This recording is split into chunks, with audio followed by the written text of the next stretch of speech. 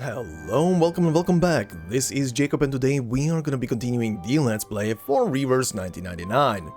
And of course we are going to continue here with the Chronicles of Uluru and see what the rest of the story is going to be about. Or at least the portion that we are going to be covering today, because don't think the rest of the story is going to make it into this part. But regardless, I'm looking forward to seeing where the story is going to be heading, considering last time...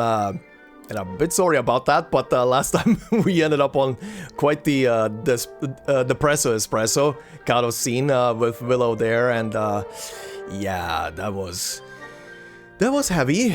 That was something, all right. And as I saw also pointed out in the comment section of the previous episode, that was Willow so far is definitely a very good representation of a, well, depressed athlete, essentially, who went through personal tragedy like that, so, and loss like that. So yeah, she definitely feels pretty real, I would say, in a sense.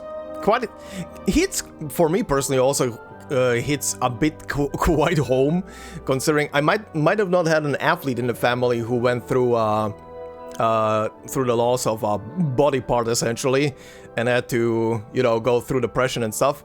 I did, however, have a mother who went through breast cancer and the removal of a whole breast on top of that. So, yeah, I know how much of a person, how that can change a person.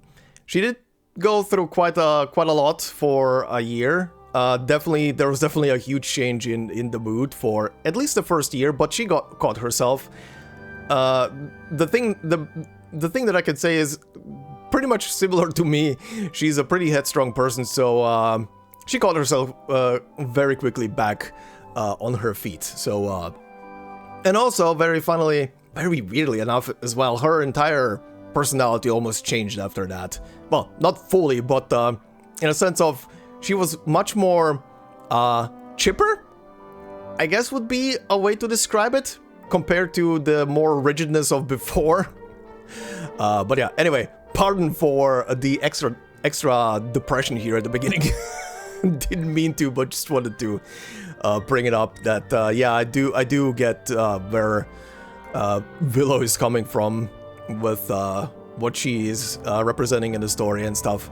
But yeah, anyway, I'm looking forward to seeing how this rest of the story is gonna go, especially because I can already kind of tell. I mean, there is a reason why we have a super depressed character in a story, and then next to her is, and already hanging around her is a character that is very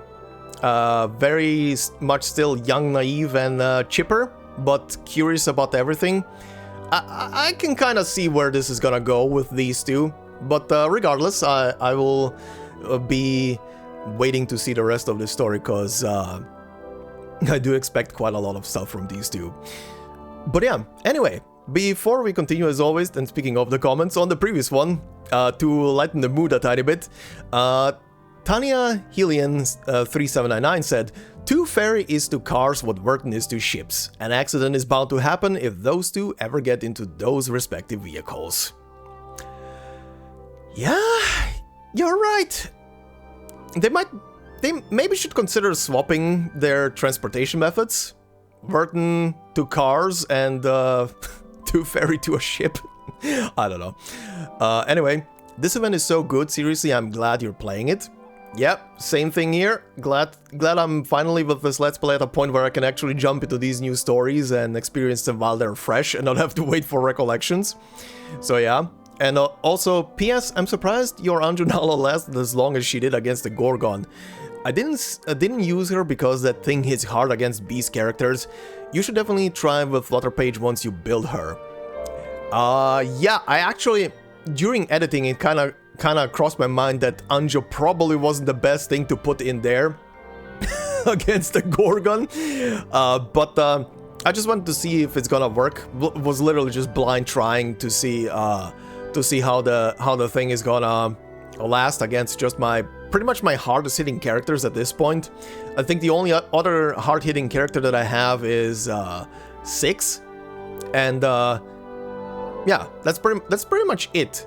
The rest of them I'm building, but yeah, I saw I saw other people also bring up Flutterpage as a pretty good DPS. So regarding that, I did already slowly start to build her, because I think I said it in a previous part, out of star characters, I literally did not have a single one that is like highly leveled. I was looking at who to build next when I'm done with my next little project, which was gonna be one of these two plant characters. I did for the time being I did decide on Blume here, considering she is both a lower rarity but also cheaper to build because of that. But from what I've seen and heard, she still hits pretty hard, and I kind of wanted to have a plant DPS on hand, because right now I literally have one major beast DPS, one kind of support, and decently hard hitting support with healing, and then we have you know, this mix here, this very weird mix here of characters. So yeah, I was kind of missing something in the plant category and the star. So for the time being, I think when I finish Blume here, getting to Inside 3, Flutterpage is gonna be the next one, and as you guys can already tell, she's already on Inside 2, so I did prep her. She is getting ready to take some names and to flutter away.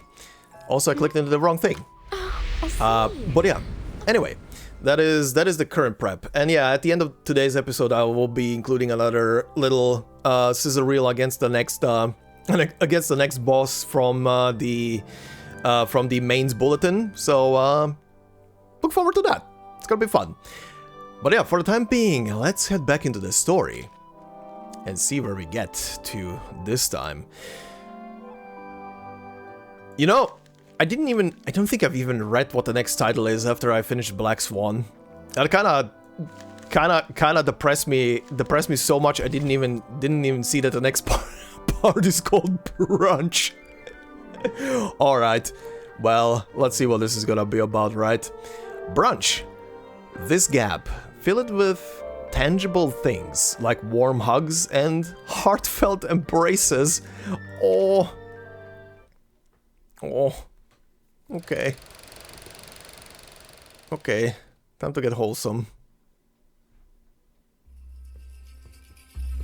Ooh. The floor ritual is one of the most popular events of the Uluru Games. It has a bewitching style that generates a resonance between the dancer and audience. Very quickly before we continue, it just... What is this music? That is interesting chanting. Okay, I don't mean to interrupt this right now. Just crossed my mind that I forgot to say it at the beginning. The schedule for this week, for those of you who have already seen the community post, might be a bit skewed and pushed around and stuff like that, because the ArcNet stuff is gonna take quite a lot of time to make, record, and finish off. So this week is gonna be a bit all over the place. So bear with me if stuff goes here and there and out of schedule and so on and so forth. Anyway. Charlotte was a genius. She was born for it. And God has sent her a coach covered in dark feathers and skilled in ancient Celtic runes. Mm-hmm. Coach Raven taught her the primal witch dance that ignited a fire within her. At least, until that tragedy 10 years ago, which took her leg. Holy contortion. Coach Raven had given her a pocket of flower seeds as a reward for all her diligent practicing. It said they were from the druids in the forests of Glastonbury. Glastonbury, huh? I guess she planted them around her house and got this garden. Now all these bizarre plants share the same strange air with their owner. Huh.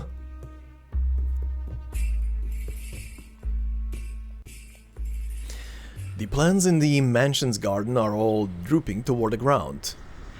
There is a new sense of wariness that wasn't present during Tooth Fairy's last visit. The woman by the door gently shakes her head as Flutterpage crawls around on her knees, searching for bugs among the foliage. Thank you again for having me over. That's all I have to say about Charlotte. Flutterpage's head pops out from between the plants. What's a druid? Is it a place? Do they have canaries and snails there? Sure. A druid isn't a place. It's a title. An identity. Identity? Oh, like a name. Just like Flutterpage, right? Kinda. She quickly falls back into her own musings. Thank you for your cooperation, Miss Bartley. I'm sorry to be taking you away from your practice. Yes, you should be. I don't much enjoy being bothered by stuffed-up bureaucrats. The accomplished floor ritualist has never been one to hold back her words. But if you ask me... Caroline glances once more at the narrow window of the old Victorian house. It's tightly shut. I will tell you that it isn't Charlotte that's summoning the black fog. I mean, I think they know. I stand by that.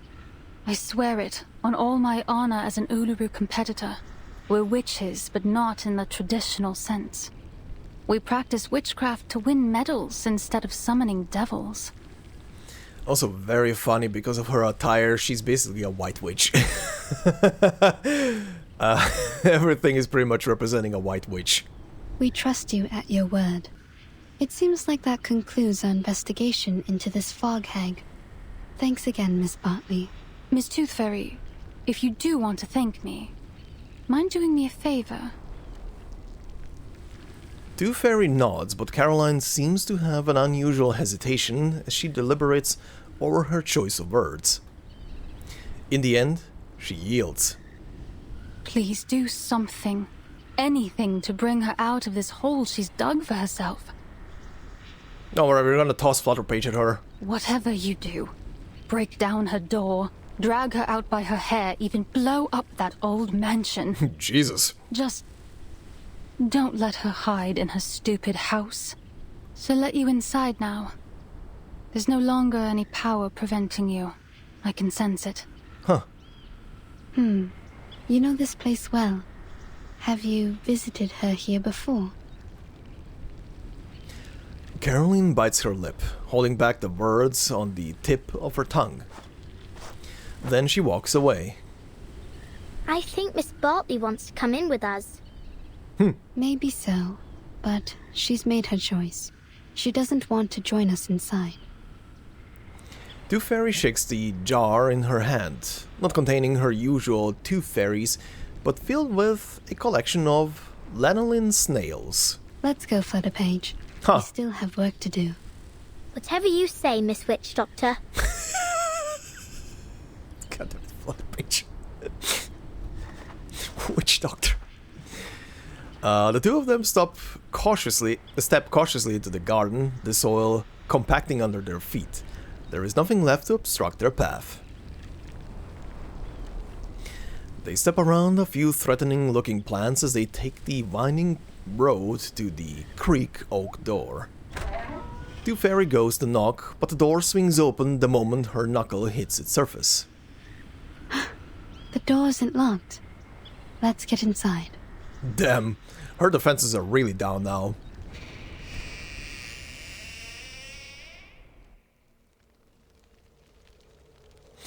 Willow sits at the table prepared for one, surrounded by an exorbitant amount of half-finished food. Aside from the full English she's currently tucking into, there's a Scotch egg, a half-eaten cod, and chips, and a steaming apple crumble. Sorry to interrupt. Willow casts aside basic manners, neglecting to invite her guests to sit, and cuts herself another piece of sausage. Damn.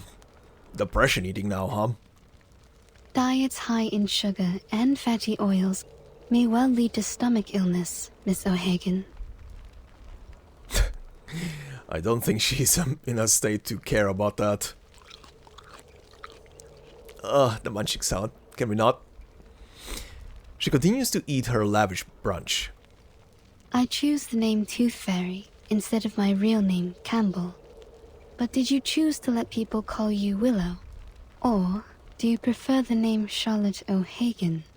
That is the name of an excellent Uluru floor ritualist.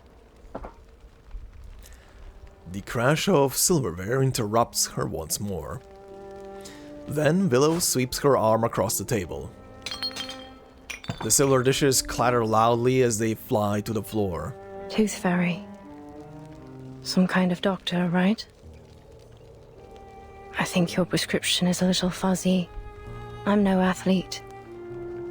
I've only got one leg. This Charlotte has nothing to do with Willow.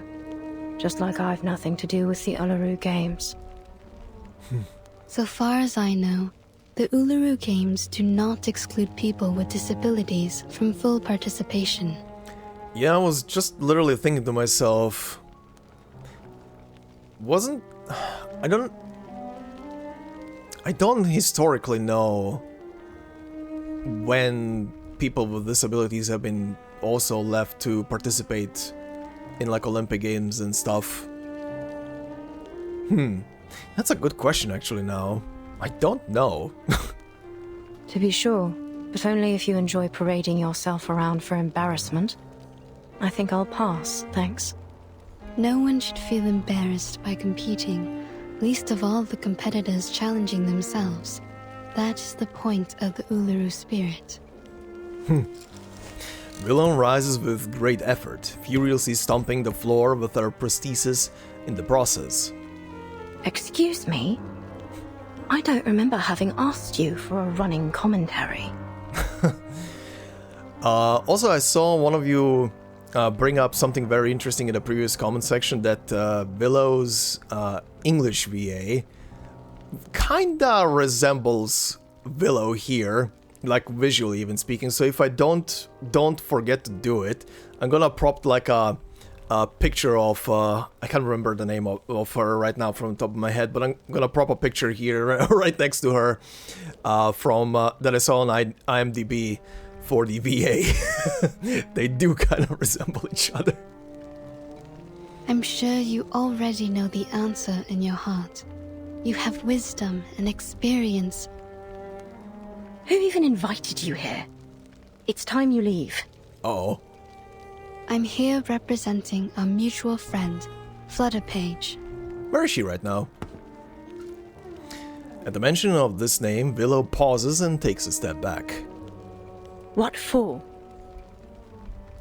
I understand that usually the only one welcome inside is Flutterpage, but I'm here to apologize on her behalf. Apologize? Oh. She places a small jar of snails on the table. What's this? Oh, the squelch. An apology gift. She ran off a little before sunrise to collect these for you. She collects these arcane creatures you use to make the lubricant for your prosthesis, right? But she's afraid that you'll get angry at her again, so she asked me to give it to you. Aww. Oh, I see. Now I'm the hateful, angry, wicked witch. Oh no, this is backfiring. No, you're not. The things that these people say about you, they aren't true. As I mentioned, Flutterpage wanted to apologize because, quote, she didn't want to break your heart. Oh. Oh. Okay. Miss Bartley has told her many things about you. She never knew you're such an outstanding competitor. Caroline? Oh, reaction? Tooth Fairy slowly pushes the jar of snails closer to her. So, will you accept her gift? Willow delicately places her fingertips on the jar, neither pushing it away nor taking it. Nosy little brat. You like her, come on. Where is she now? In the temporary hospital? You want to see her? Of course she wants to see her, she likes her. That's why she's pushing her away. Because she doesn't want to hurt her. And in turn, Flutterpage doesn't want to hurt her. The witch's features twist like a knot. Don't push me! Wow. She pulls the snail jar closer to her. All right, it's my own fault. I shouldn't have treated her that way. That what you wanted to hear, is it? Fine then. You'll have what you want. Just take me to her. She's waiting by the door. Oh. What? Oh. Flutterpage cautiously peeks out from the edge of the doorframe, her wide eyes scanning the room for any sign of danger. Miss Willow. Oh, not the crying eyes. At this point, there is no turning back. Fine. Come on in then.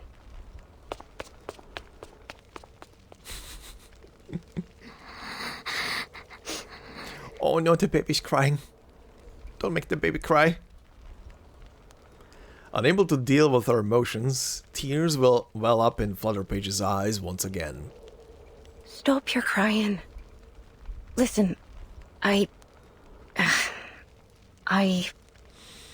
You can do it. Come on. I shouldn't have treated you so wickedly the last time. And the time before that. There we go. Two Fairy gives a silent nod. Now would you stop that crying? At least not here in my... Two Fairies just on the side being a counselor right now. Good, very good, very good. Keep going. Oh. Oh, go and hug her. Oh, without a moment's hesitation, Flutterpage charges towards her. Oh god, a tackle hug. Willow's hands open and close like a spider, raising its front legs in fear. She's not sure whether she can catch this chaotic bundle of rags. Oi. Oi? That's all you have to say. Bang. She manages to catch her, only to be knocked back to the floor. I'm sorry. I'm really very sorry. Oh. I swear I won't break into your house no more. I'll only come in when you let me. I'll do anything you ask. Say anything you need me to say, miss. Oh. She unconsciously looks to Tooth Fairy, only to see that her full attention is directed at the Uluru floor ritual painting on the wall. Willow gently taps the back of Flutterpage's neck through several layers of old clothing. So, could I still come around again sometime? Oh. Willow presses her hand against the girl's mouth, stifling her sobs. Stop your crying first, lass. Okay, I'll stop crying. Jesus Christ. With a soft push, Flutterpage drifts into the air like a sheet caught in the wind. Even with the removal of Flutterpage's weight, Willow is left on the floor, unable to get up. Can I help you? Flutterpage moves closer, reaching out both hands in line with Willow's. She takes the offered hands and rises steadily, the sudden gust of wind helping her find her balance. Enough. Enough. I've had too much of this for one day. Too much excitement. Would you mind if I politely asked you to leave? You do have a black fog to chase after all, don't you? Just so you know, it truly has nothing to do with me. Miss O'Hagan. Call me Willow, child. What else do you want to say? Would you let the food stay in your tummy for a bit longer? Eat a little more. I don't want you to be so skinny. Oh.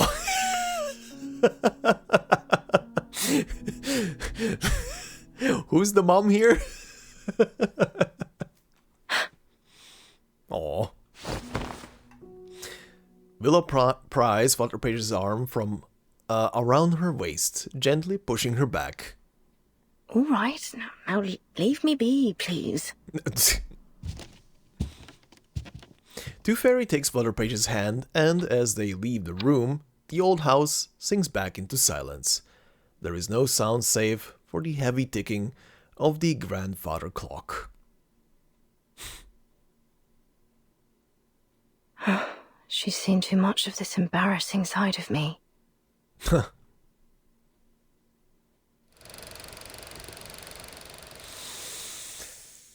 Okay, after the last story note, this is what I needed. This is what I needed for this story. Okay. Okay, they didn't meander for too long, they actually made up very quickly. I'm happy. Whew. Okay, Life's Essentials. A compilation of potion recipes from popular books such as the Common Household Potions Handbook and Anyone Can Be an Alchemist. Simple and easy brewing techniques. Life's Essentials. Lubricant ointment. Snail mucus, acacia sap, scraped. Swiftlet saliva. Vulture feather powder. Vulture feather powder is hard to come by, and from the looks of it, it is not an essential ingredient. Swiftlet saliva, however, is absolutely required. Lanolin snails yield the best results. Sleeping draught. Hairy agrimony and elm leaves crushed, oranges juiced, winter bear's paw, fur dried in blue twilight, coarse salt. Remember to buy hairy agrimony seeds bought. Too much salt drastically affects both the taste and sleep induction. Huh, okay. Special pain relief balm. Olive oil, Ed's tongue, soaked in cold water, petrified resin, softened, white crystal, dragon bone powder. Dragon bone? For everyday use? Of course I can afford that. I'll just trade up 50 bottles of regular balm for 1 meager ounce of dragon bone powder. Why bloody not? It is such a bargain! I love the sarcasm. Alternative substitute. Or just use 50 bottles of regular balm and endure the pain until it subsides.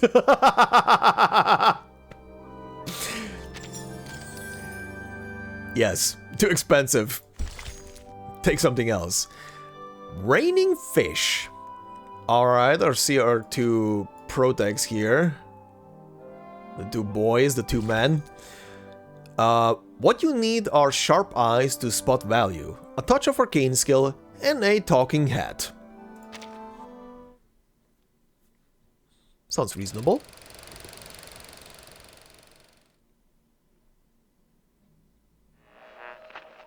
So, I dreamt of eating a marshmallow last night, but it tasted like rubber. And the next day, my wife asked me why I ate the cotton she had in her nose. What? I said it's because the air was so dirty that I wanted to block up my throat. And she laughed. Of course. She says it might be better now that I can't shout and holler whenever someone scores. Nah. A burst of static fills the air as the radio's owner changes the station. These are the highest level of professional Arcanists. Their abilities lie far beyond the limits of our bodies, our perception, and everything else. Oh. Arthur, mate, do you know what you're doing? Go on, then. Be a little louder. May as well let everyone know a trusted servant of His Majesty's government and his talking hat are hiding out in a pile of litter. Excuse me. Mr. Fogg? What are you doing? Oh, that's what you're worrying about? I guarantee you, no person in their right mind will think that a brilliant mind such as yourself would decide to hide in a rubbish pile pretending to be a potato. Ha ha. Since when did you become a comedian? I learned from the best, mate.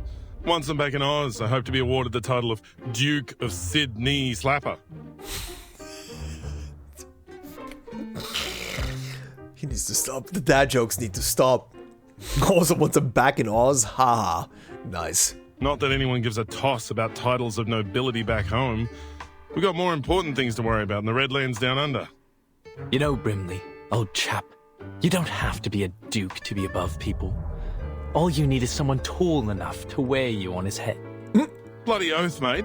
Like I'd let anyone pop me on their head. I'm an intelligent being, not a bloody accessory. He says that, but... Shh. Nope. A small monocular... Look at that sailor over there. Excuse me, what? See the ropes in his hand? That right there is presently the most valuable material in all of London to me. Ropes? Okay. A small monocular peeks out from among the garbage. Right, a bit of rope. And what about it, mate? It's essential that I have it for my invention. We'll just wait for him to throw the ropes into the pile here, and then we'll be off. Just as simple as that. But is it that hard to get your hands on some rope, or is that one special? Come closer. Closer. Ready now. He's nearly here. It's no longer useful to you, son. Just throw it down. Uh-huh.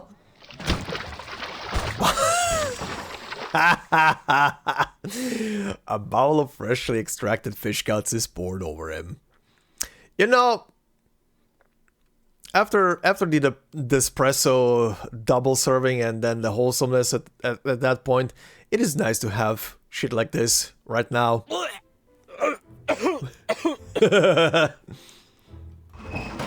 Well then. Mate, there's a lot of good that's come of being awakened. I treasure all the adventures we've shared. But I'll tell you right now, I wouldn't have awakened if I knew I'd end up in a rubbish bin covered in fish guts. Just a little mistake. Just a little mistake. Uh-huh. What are all these for, exactly? Mr. Fogg gestures for Brimley to come closer, then with a proud whoosh, opens the large sack he's been filling over the last 3 days. These are my collections so far.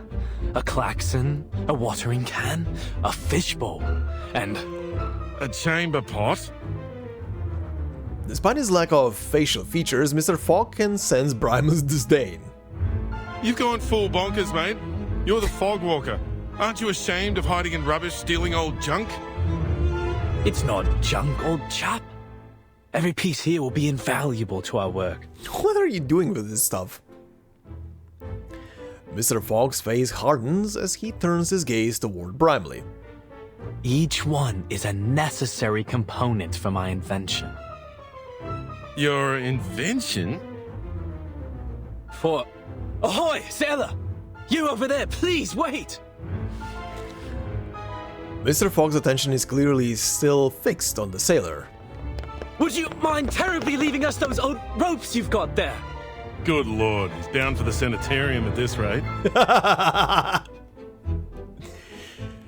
These two are great. Is it gonna lead into battle? Okay, no. I was like, what? Move along, no pushing. Everyone will have their chance to vote for their favourite competitor. Oi, Sweeney, you only pushed me out of the queue. Good bloody job, mate. I'm voting for number 007, Molson. I was expecting him to say Bond, I'm not gonna lie. Molson? The first timer? Not all your life, mate. I'm down for 005 Bartley. She's the top seed. The alley is full of stalls for the Uluru qualifiers. A crowd of people is gathered, their faces painted with Uluru symbols in anticipation of the event. 3 days to the qualifiers. Vote while you still can. Sir? Oi! You over there with the black brolly. Come on over and vote for the winner. Oi, mister, stop your pushing. Oh, I'm terribly sorry. Sorry, mate, we're on patrol. Sir, we have a situation over there. Let's follow them. Now, introducing the competitors for the Uluru London qualifiers. Bartley! Bartley! Bartley! Oi! Who pushed me? Uh-oh. Ouch! Mind your step, will ya? Uh-oh. Me? Was you that pushed me, weren't it? You should be the one minding your own feet. Boy, this is gonna be a full-on brawl. Arthur, I think we're only making things worse trying to move through this crowd. Yup. Looks like we found our troublemakers. What do we do? Keep up with them and bring him in. Yes, sir. Oh, you guys are in doo-doo. Oh, it is battle. It is battle time. Is it... What the hell am I looking at here? Zealous spectator? The crowd waiting for the qualifiers to start. Always buzzing with impatience, they're eager for some new topics and activities to kill the time. Patrolman. I like the chops. A police officer working around the clock because of the Uluru qualifiers. But when nobody's watching, he takes a moment to catch an earful of the Uluru gossip. Uh-huh. Which of these darlings shall we attend to first?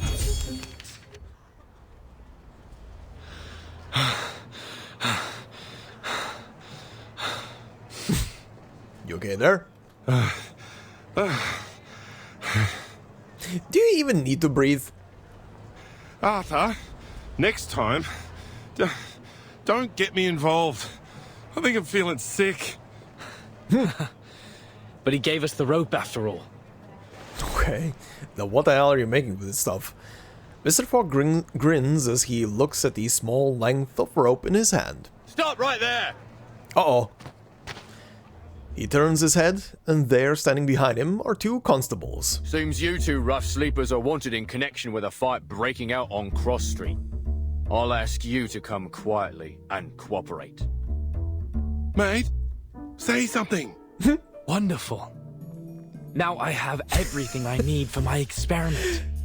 The properties of this sea-worn rope should be able to conduct the large particles into the purification vessels. Ah, okay. So it had to be that specific rope. Anyway, he is in his own little world. Mate, shut your gob for a minute and listen. Yes, perfection. But how to measure and screen the size of the particles? We will need more sophisticated equipment. Huh? Why am I being handcuffed? Oh, now you're realizing. Because you're being placed under arrest, sir. The moment the two constables draw near, they freeze in place. Wait a second.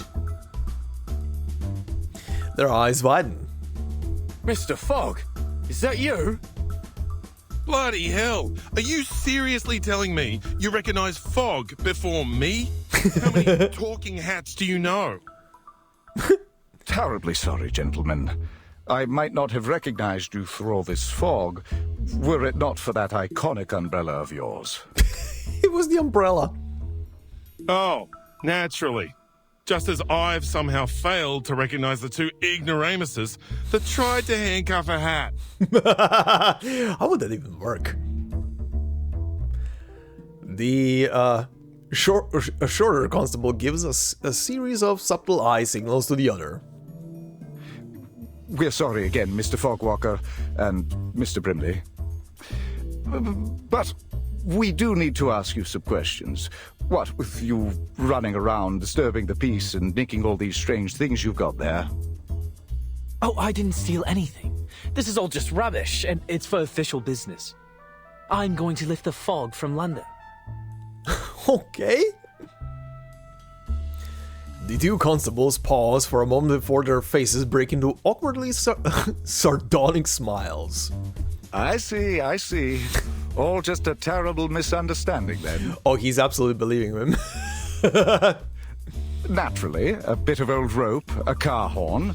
Unmistakably the latest in technology. Yeah. Mm-hmm. Anyways, mates, best we let you go. You've got a city to save. Exactly. We'll be off now. What the fuck? With the handcuffs removed, Brimley takes a moment to stretch. Glad that's over. I'm no fan of handcuffs, even if I don't have any hands. How did they even handcuff you? What did they handcuff? Old chap. I'm just in the middle of a thought. How might I assemble it? I'm sorry, mister, but I just heard what happened. Huh? Huh? Little Lisa? What's this? Neither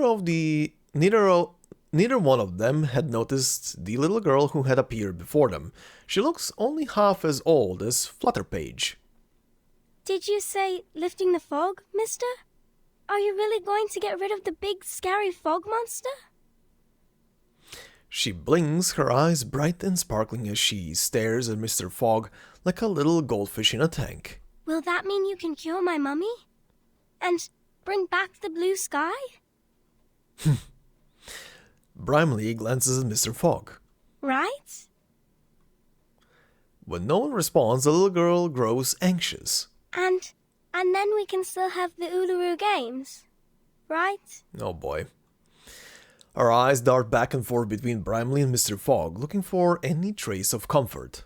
My mummy said if the fog keeps sticking around, making people sick, then the games won't come.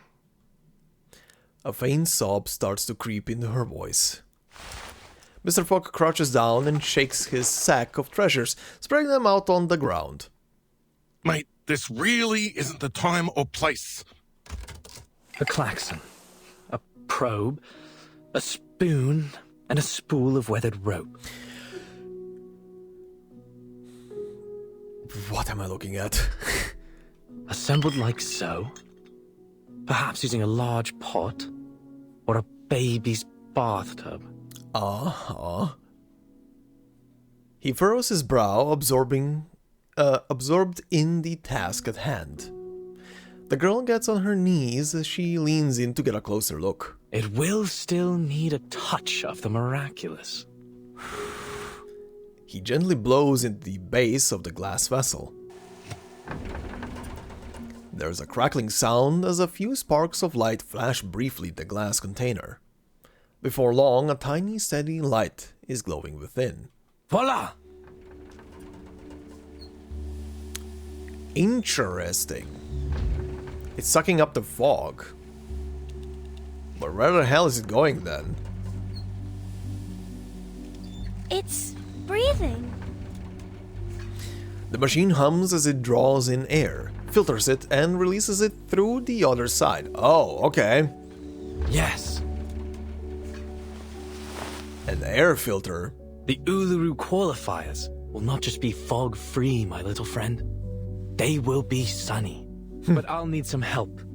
Would you and your friends join me in this project, young lady? The little girl's face blushes red. Yes, I'll help. I'll ask my grandpa, my mummy, and Auntie Martha to help too. The more the merrier. We are going to build the largest fog purification machine on Earth. The London Air Pollution Auto-Detect Cleaner. That just looks like a great honking big vacuum to me, mate. Oh, be quiet. It's working. That's important. Alright, that's an idea. Old house, cross street. Sulis, all life's offerings I bring, as sacrifice to you from the growing spring. The light will sprout within the world's egg lay. Your endless quest brings parents' joyful day. Parents' joyful day. What are you, a parrot? After hanging in the upside-down pose of her ribbon dance for an hour, Willow finally decides to break the silence. Fine. Keep on then. Annoy an old woman to death if you like. Another bad mood, eh, Miss Willow? This one's your worst this week. I counted it up.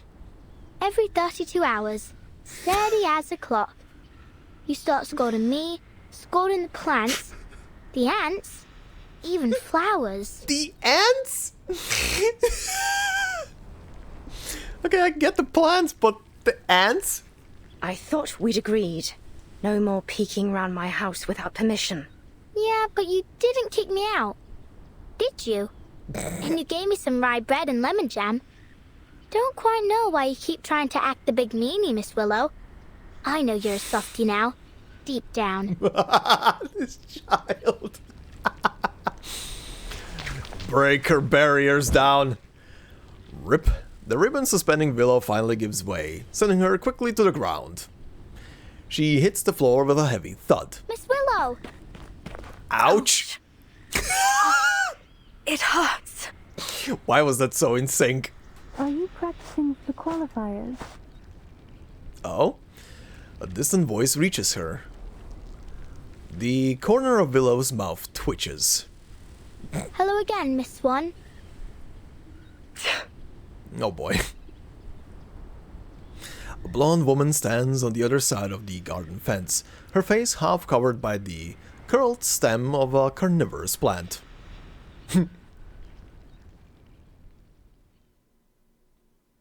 Time to hang out with old friends.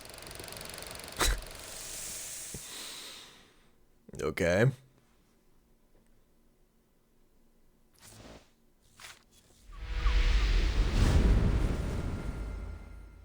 Okay, no extra little thing popping up. Nice.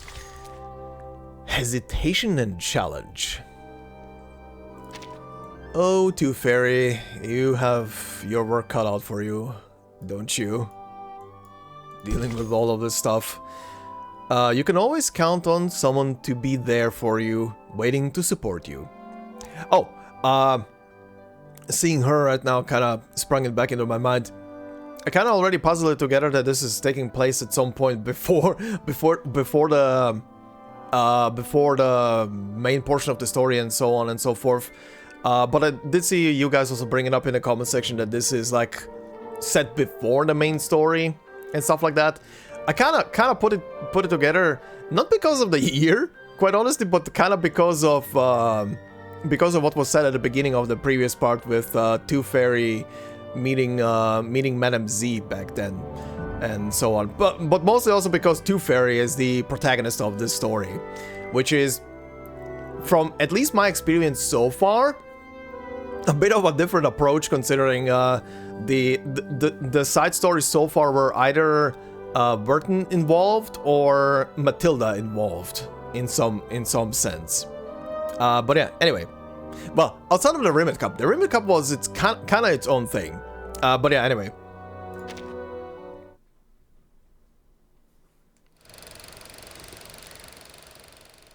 Hesitation and challenge. Be careful. Now you can spit it out. Right.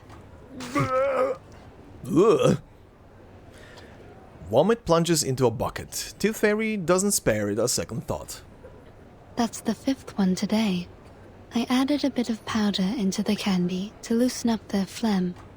It should help them breathe a little easier. Thank you so much, Doctor. We really had no idea what to do with this new variant of tuberculosis. You and the Foundation have been a real asset to us. You're welcome. This is a matter of vital health for all of us. I'm very glad to see the treatment is proving effective, and I hope that our clinical experience here might contribute to solving this fog curse as well. All I'm hoping for is for this mess to end soon, so we can go watch the games together. Really? So the staff here are fans of the Uluru games as well? Not just the staff. Everyone here loves a bit of sport. We're always listening to the broadcasts over the radio down in the ward. It's all quite motivating. Sometimes we even get the patients out onto the commons to practice. Huh. Something about the coming of a big sporting event always brings people together. That's all very good to hear. But actually, it was this poster that grabbed my attention. Oh, the flyer she picked up. She points to the small poster pinned beside the bed. Oh, this. The picture is faded. It's too difficult to make out the face of the athlete. That's her. Gorgeous, isn't she? May I ask who she is? She happens to be this patient's favorite competitor of all time. Oh. She collected all of her posters and clippings. She even keeps a few photos of her as a bookmark, and in her purse. Oh. Her favorite ritualist. Uh-huh. Is she gonna be given a name? Probably. Looks like you haven't had a proper guest in ages. Have you forgotten how to make a cup of tea? You like to presume, don't you? So why are you here then? Just to enjoy the sound of a door slamming in your face? Oh, how terrible of me for wanting to visit an old friend. These two are definitely friends. So then, Miss Bartley, you came all the way down from Yorkshire just to gawk at an old rival? I should feel lucky, should I? And I don't mean that in a sarcastic way.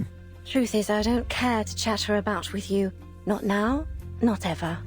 So you can just turn around and march yourself home. Flutterpage, back to business. After glancing at Caroline, Willow turns and gives Flutterpage a look. But Flutterpage is too busy staring at Caroline, her face vacant. Why'd you send her away like that? She just wants to practice with you. She likes you. Focus on your stopwatch. On the count of 3. No time to waste. She's still there. I think she knows, she's just ignoring her. She's none of our concern. And you ain't seen each other in a long time. Bet she misses you a lot. For Pete's sake, Buzzy. No one does something like that just out of the goodness of their own heart. She has her reasons. Flutterpage obediently closes her mouth but can't help herself from giving Caroline a reluctant glance. Charlotte, you know she's right. I have missed you. I want to see you. But if you really want to know the reason, I want to challenge you again. The question is, do you? Rivals. Do you know her? Charlotte O'Hagan. Oh, right. That's the name. Truth is, if it weren't for our little patient, I doubt I'd remember her. Most people think she's too old to compete now, that she's retired to God knows where. Others say she's become an addict, wasting her life away. Well, I wouldn't say either of these is the case, especially not the second one. I guess I heard in the gossip rags that some people think she's keeled over and died. Oh, she's fine. Too bad for this young lady, but I doubt we'll ever see her in the games again, wherever she is. She's like as not to lose, even if she did compete.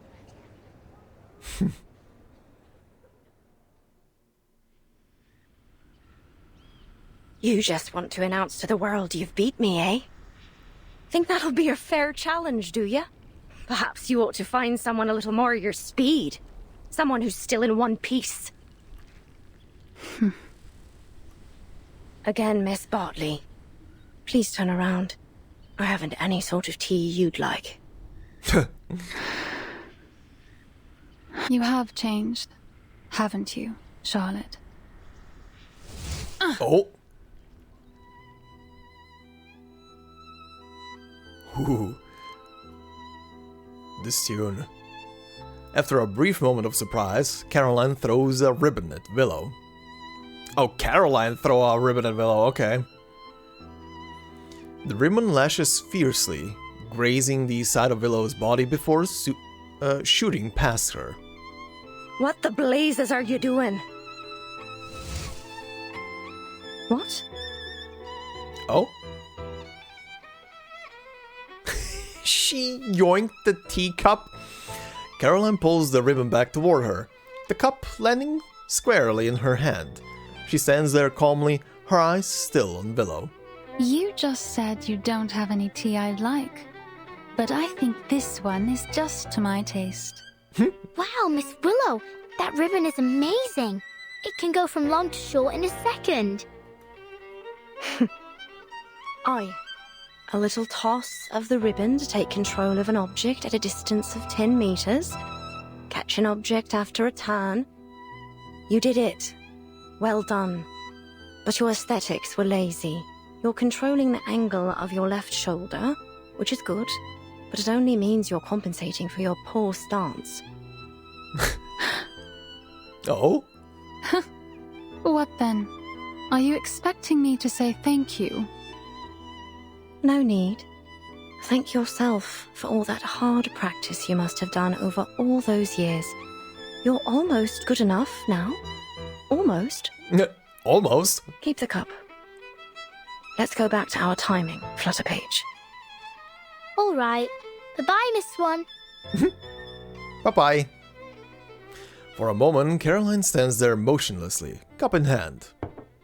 Then she gradually lowers her eyes, places the cup on the fence post, and turns to walk away.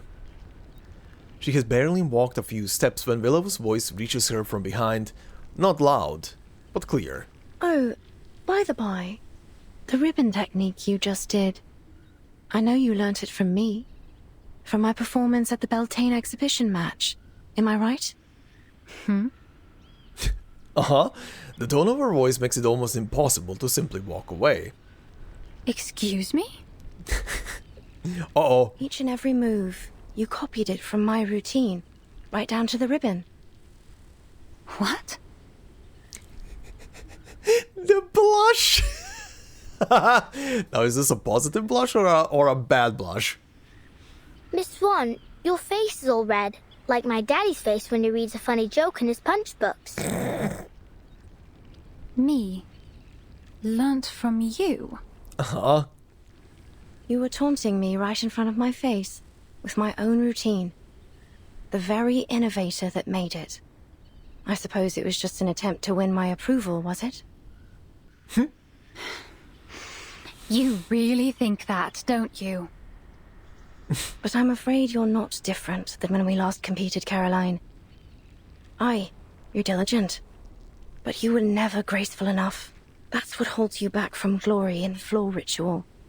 Your aesthetic sensibility, it's all you've ever needed. But you still don't have it, do you now?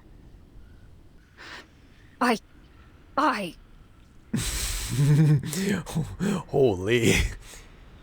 You won't make any real progress reusing my old routines.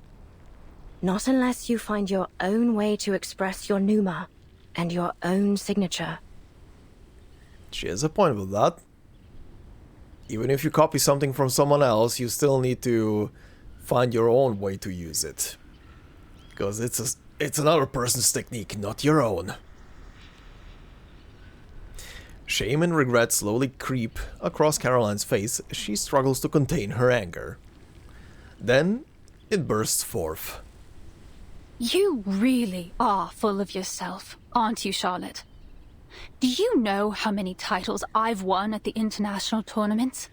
The Desert Floor Ritual Open, the Aurora Cup World Championship, and many others, let alone Uluru itself.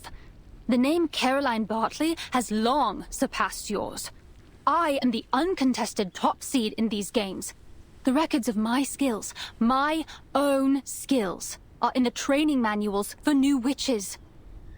That is all nice and dandy, but as I am guessing here at the situation, Willow was your not just your competitor, but your rival, and if you've never had the opportunity to beat your rival, yeah, you're kind of stuck in place, aren't you? Do you even know anything about the state of the competition these days? The rules and scoring systems are entirely different and higher in every way. The limits you once broke through are now considered standard for beginners. Yes, but again, you will only feel satisfied once you actually prove that you can beat your rival. Ha! But indeed, I learnt it all from you. Everything else will be meaningless. Face it, you've been left behind. You're no longer the model of perfection. And you're extremely pissed that she doesn't want to compete against you. You're just a shooting star that shined too briefly but eventually fell away. I am the rising sun. My name will be eternal in this sport, long after yours is forgotten. Why are these characters just copying me today? What is happening? Willow smiles, her back turned to Caroline. So be it. Go on. Be the glorious sun. And leave this fading star alone. Caroline stands in shock as a couple of doves take flight, leaving behind a few drifting feathers. Oh, what now? Aunt Martha! Oh, back here. Lisa, you're back. We were just talking about you. About me? What about me? About your dream and your favorite competitor. Oh. Oh, you mean Charlotte O'Hagan? Yes, That's great, but Mr. Fogg needs us for a project. He says we can still have the games if we all work together. And maybe everyone will be able to attend the qualifiers. Maybe even Charlotte O'Hagan. That would be actually grand if that's how the story ends. She participates. A project? What sort of project? The girl's cries draw the attention of everyone in the hospital, creating a buzz of confusion. Give me a break. What are they planning to do this time? Another useless build that won't pass the House of Lords? Nah, this one is practical. Sorry for interrupting. Did I hear you mention Mr. Fogg? Yes, Mr. Fogg. He said he's making something that will lift all the fog from London. It's his great invention. With everyone's help, we can build a huge machine. But he says we'll need lots and lots of things, such as, pistons for the mechanic lung, and...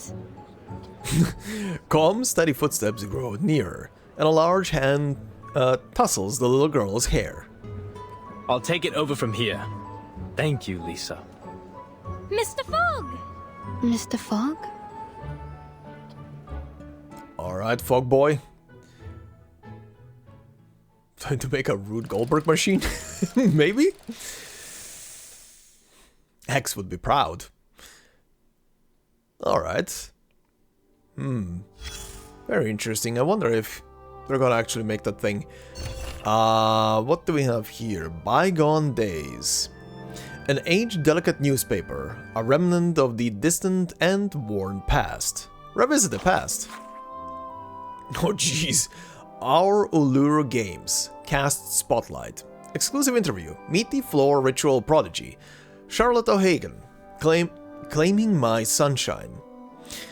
In a stunning performance at the Uluru Games floor ritual event, 11-year-old Charlotte O'Hagan claimed the gold medal with her original move, the Geranium Dance. This victory not only crowned her this year's champion, but also broke a 2-century-old record, making her the youngest winner in the event's documented history, with the previous record being set in 1802 by Greenfingered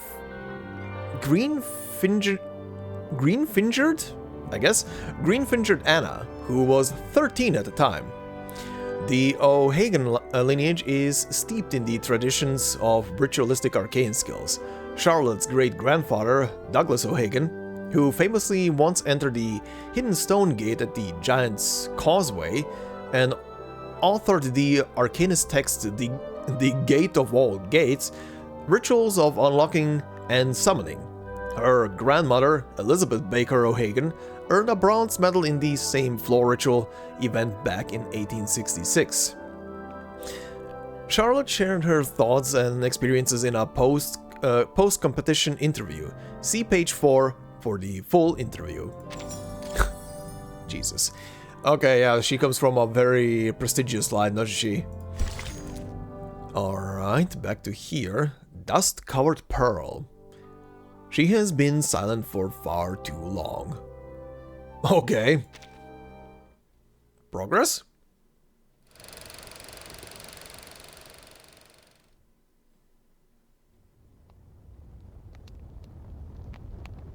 Uh-huh. Drip. Drip, drip, drip. Miss Willow, I think the water's been shut off. I opened it all the way, but nothing's coming out. Flutterpage tilts her head. She brings it in closer and sticks her little finger into the faucet, feeling only a few drips of water. Drip, drip, drip. Dangling in midair, Willow wipes the beads of sweat from her face.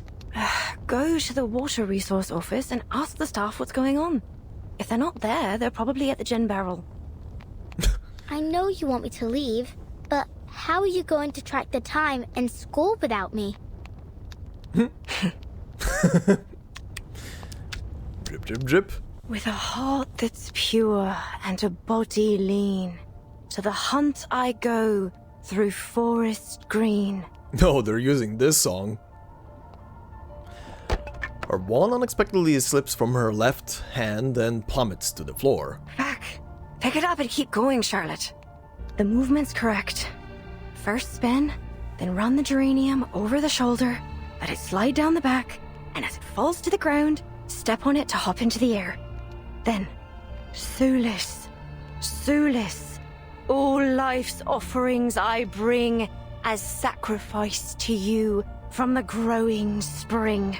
Ugh, this is all wrong. She halts, wrinkling her brow. The flow needs to be smoother. All right, let's try this again. The sprouting light within the world's egg lays. She gracefully descends from the air, her mechanical prosthesis squeaking softly as she lands. Hooray! You did it!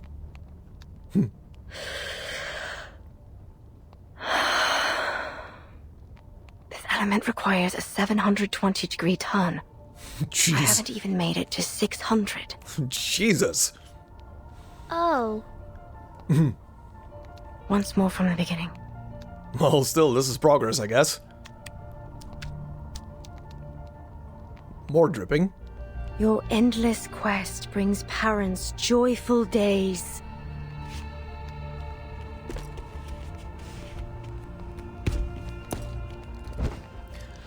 Her body has collapsed on this rotted wooden floor countless times today.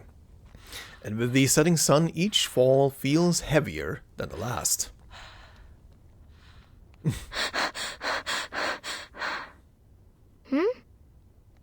How about this time? I did it. You did what? Contorted herself into a pretzel. I completed the element. I did it. Blimey! Thank you. Blimey! So you mean you did that move you've always talked about? A 2.5 turn with free leg backwards and upwards. Wand throw and catch. Does that mean you can complete the ritual too? Yes. Willow examines the geranium in her hand, the tender pink leaves quietly resting in her palm. Not a single petal has fallen or been harmed in any way. All right. That's enough for today. It's supper time. Your mother must be waiting for you to come home with beef stew, fried fish, and bread. But why? You usually train for about 3 more hours. Not today. I need a break. I'm totally exhausted. You are being so very convincing.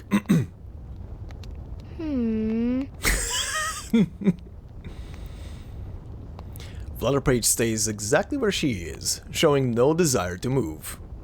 Why are you still standing there? Do I need to get His Majesty's limousine to pick you up? Yes. Oh, I get it. If I don't leave now, the critters in the garden will bite my ears. Oh no, the shock, the terror. She mumbles on to herself as she quickly makes her way to the door. Good. I won't see you off. A gust of wind blows in through the door as Flutterpage makes her exit. With a flick of Willow's wand, she slams it shut behind her. The room settles back into its muted, oppressive stillness. And more dripping. Willow steps into the pale yellow light of the kitchen and shuts the door behind her.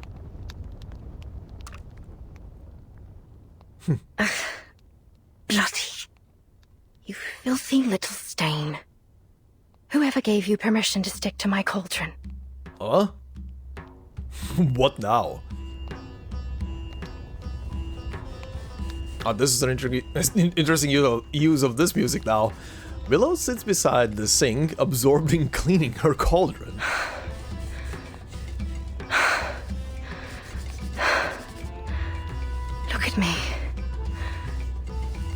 whole sink of dishes that haven't been washed. And here I am, fighting a little stain on a cauldron. And when the water's just shut off too. I did ask Buzzy to visit the water resource office. Hopefully it didn't slip her mind. If she even knows how to use it. Never mind. I can clean it off without water.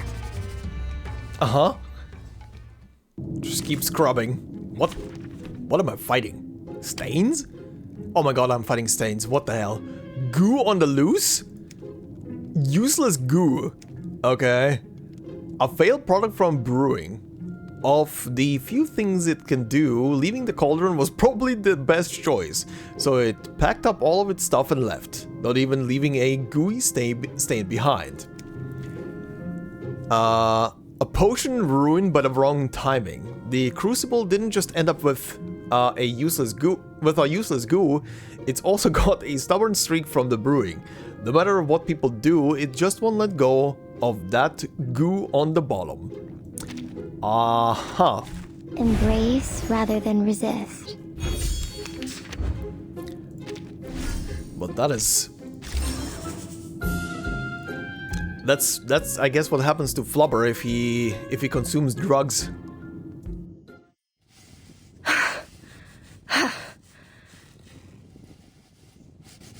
Got it. It's off. I would like to imagine that the fight we just went through is just happening in her head. She fighting against the against the goo. You stubborn little thing. Everyone loathes you.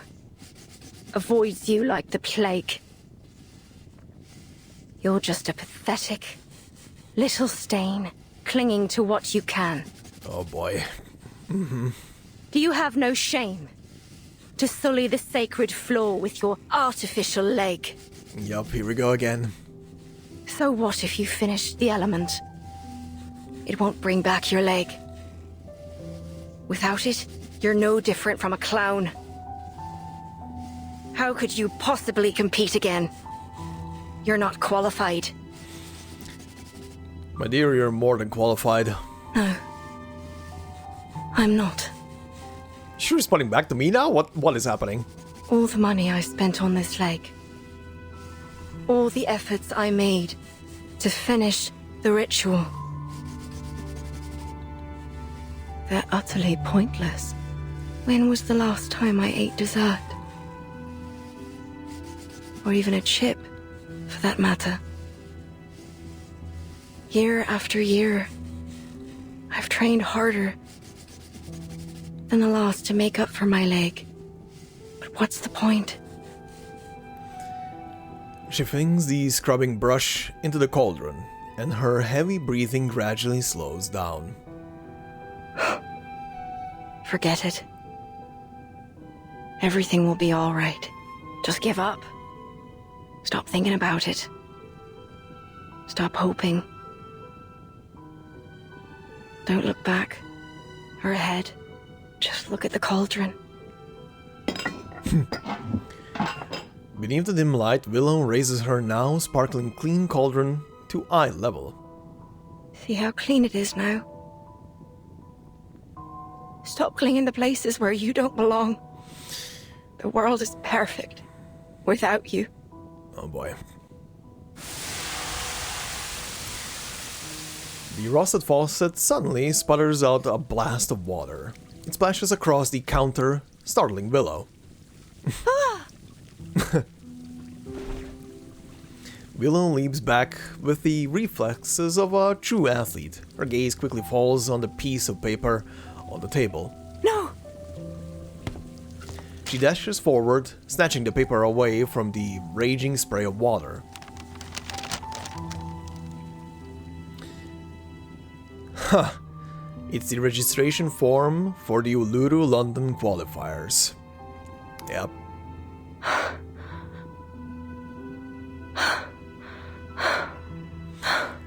See, you're still clinging on. You still have hope for yourself. Her hands clutching the form begin to tremble. Before long, the tremors have engulfed her entire body. Oh boy.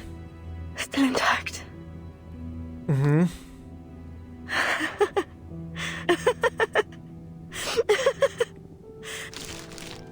Oh god. Still intact.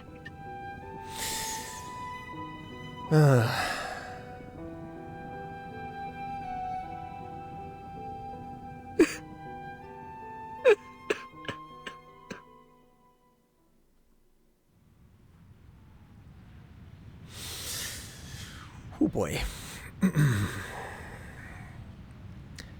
Caroline stands at the center of the sports field in her training gear, feeling the fiery pulse of the ground beneath her feet. Hey! Oh! Miss Bartley! I finally found you! Flutterpage, is that you? I can hardly open my eyes in all this wind. Where are you? Probably above you. I'm right here! The wind subsides as Flutterpage makes a hurried landing, nearly losing her balance. You've been looking for me, have you? How did you find me? Bird's eye view. I knew where you were staying in London, but you wasn't there when I arrived. Then, the landlady Erica told me to try the training field. Looks like she was right. She was. I've been training here every day. You know, to settle in before the event. Good luck then. Actually, I've come here to deliver a very important and urgent letter to you. Here. Uh-huh. A letter of challenge. Uh-huh. The bold, crooked letters scrawled across the top proudly proclaim the letter's importance. I, Liberty Grove, on behalf of Charlotte O'Hagan, hereby challenge Caroline Bartley to see who will become the champion of the floor ritual in the Uluru Games. That face! No matter if you're a seeded player, a champion, or the son you say you are, Charlotte O'Hagan, the only floor ritualist to master the 2.5 turn with free leg backwards and upwards, 1 throw and catch, will defeat you and win first place in the London qualifiers. What? This child. You mean... This child is great. Also that pouty face while she was delivering delivering the letter of challenge. Amazing. Oh, this will go well. Clang, clang. The relentless toil, all for the sake of their eyes. Aha. Alright. Let's see it.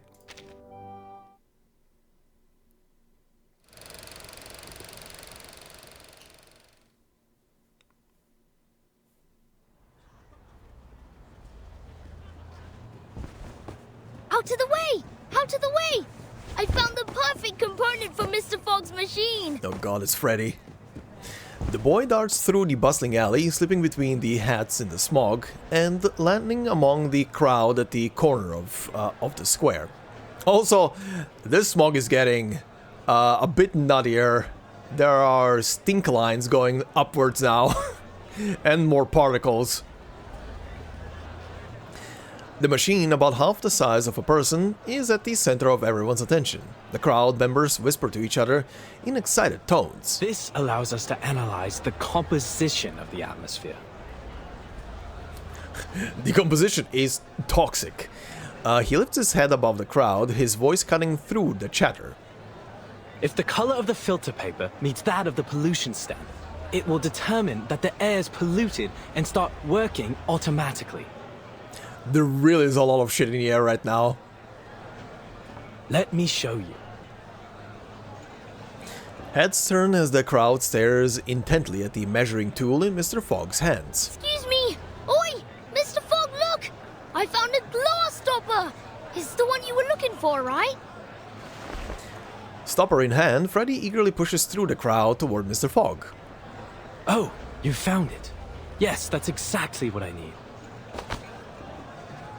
He gratefully takes the stopper. Your attention, please.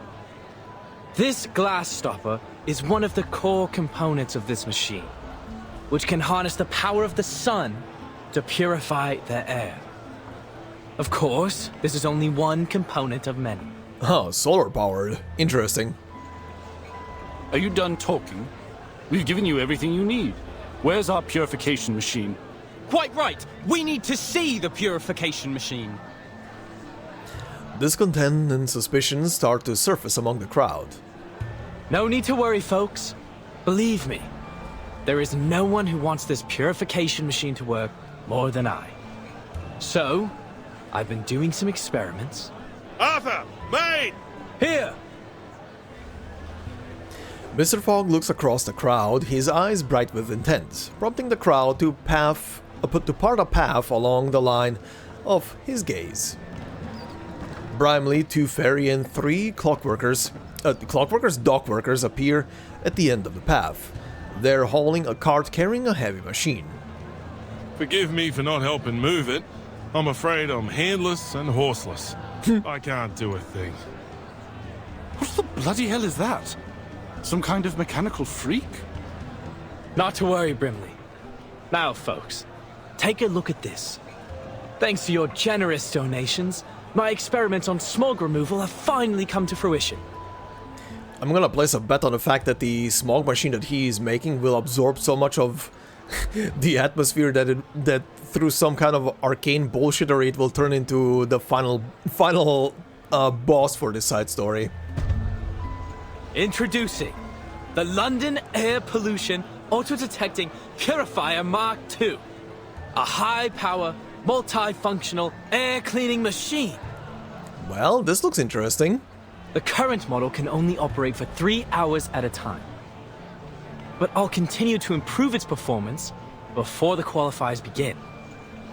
It's estimated to last a whole day by then. Wonderful! Simply wonderful! A cheer erupts from the crowd. No more smog standing in our way! Goodness, I can't remember the last time I saw the sun and breathed fresh air. I feel as though I've been rotting. Amidst the raucous celebration, Brimley takes a moment to glance at Two Fairy, who is standing silently off to one side. It's an honor to see that sweet smile of yours, doll. Charmer! I think I'm inspired somehow. I've always felt like a bit of an outsider in London, but this festive atmosphere makes me feel a sense of belonging. I totally understand. Though I awakened in London, my true home is the land down under, thousands of miles from here. In some ways, I'm an immigrant. This sense of belonging is a treasure. Huh, interesting. So he awakened in London.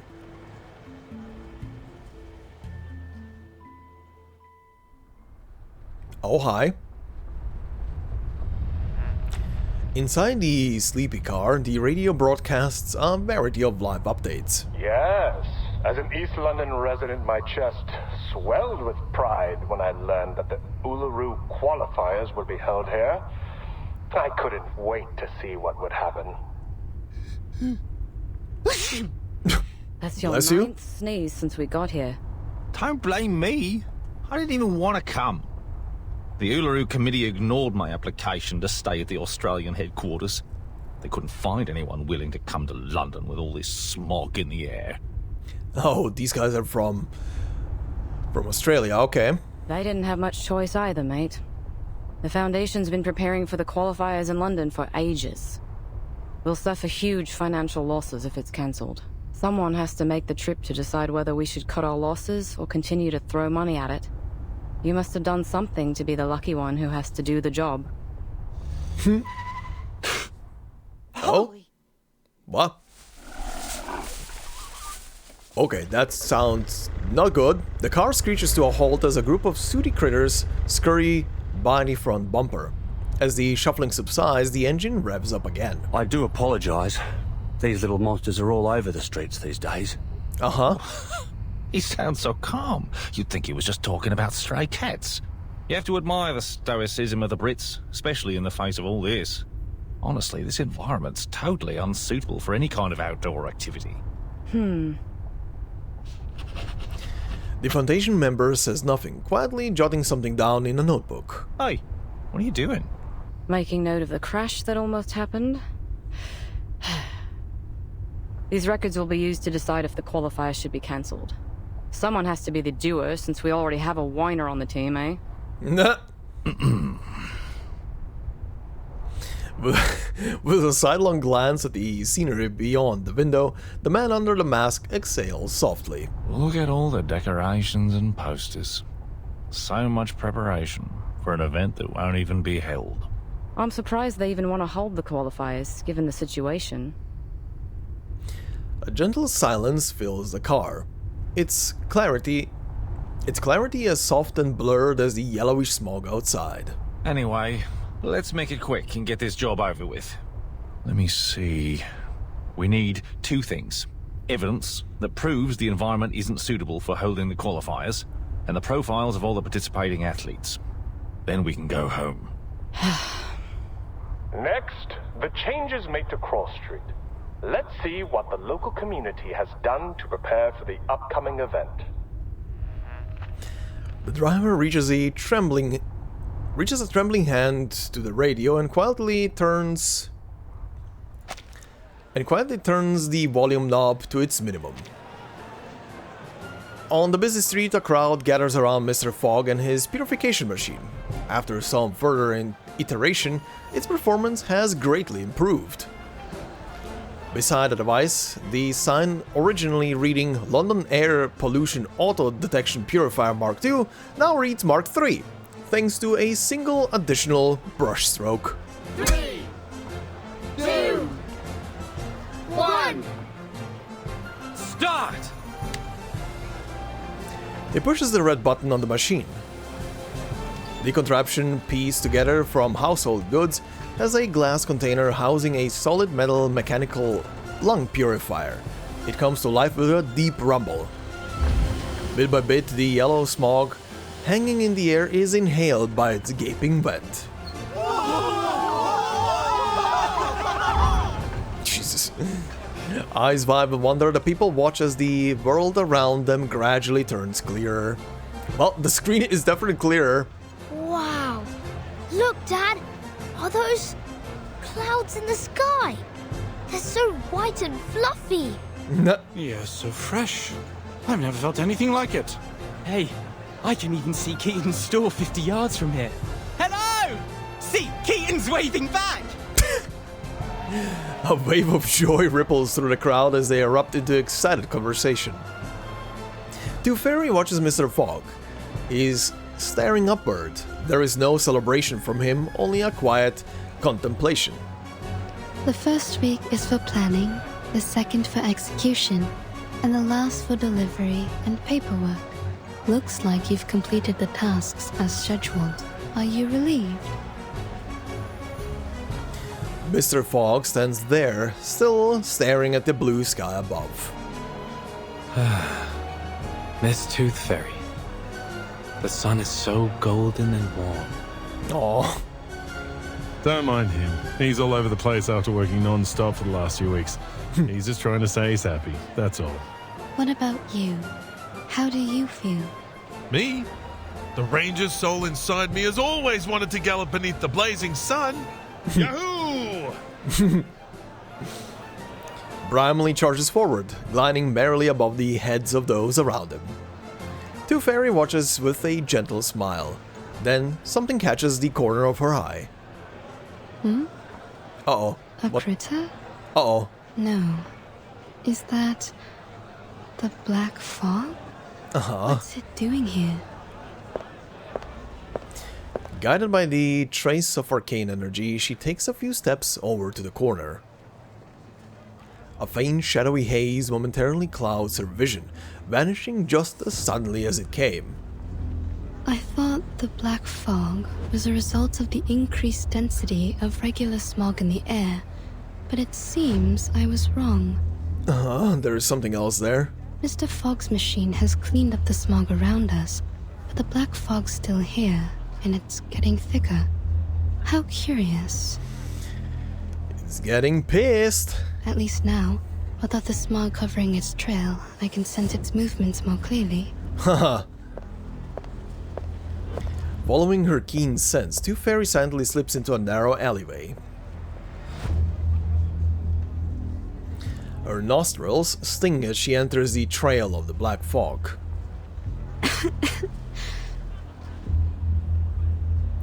Doing her best to wave it off with her hand, she continues to follow the trail of the enigmatic presence. Something tiny and black seems to shudder in a corner deep within the alley. What's that? That's a critter. The black creature springs into motion, vanishing from her sight in the blink of an eye. Huh? Now doesn't feel like the time to focus on that little dark lump. The smog's back. Mm-hmm. The smog rolls back in, but this time it has taken on a thick, blackened quality, and it's accompanied by a handful of unexpected intruders. I did hear that these little things tend to gather in the quiet alleys of Cross Street. Perhaps they'd like a visit from the Tooth Fairies. Time to exterminate? Oh yeah. Let's see, is it the usual crowd? Black Fog Trail. An infiltrator lurking in the fog. A suit-like critter peeking out from the edge of a cardboard box. Is it trying to blend in with all the mask-wearing humans around it? And the carbon call. Okay. Program activated. Well, that thing is bigger than I thought it's gonna be. Okay. Oh, this is a mini boss battle, huh? Okay. Not like it's gonna be too much of a hassle. And now to return to my long-term mission. Rest. Overkill. Slipped away at the first opportunity. She can't make out where they went through the thickness of the smog. I knew it. Slightly fatigued, she pauses to tidy up her hair. But what exactly was it?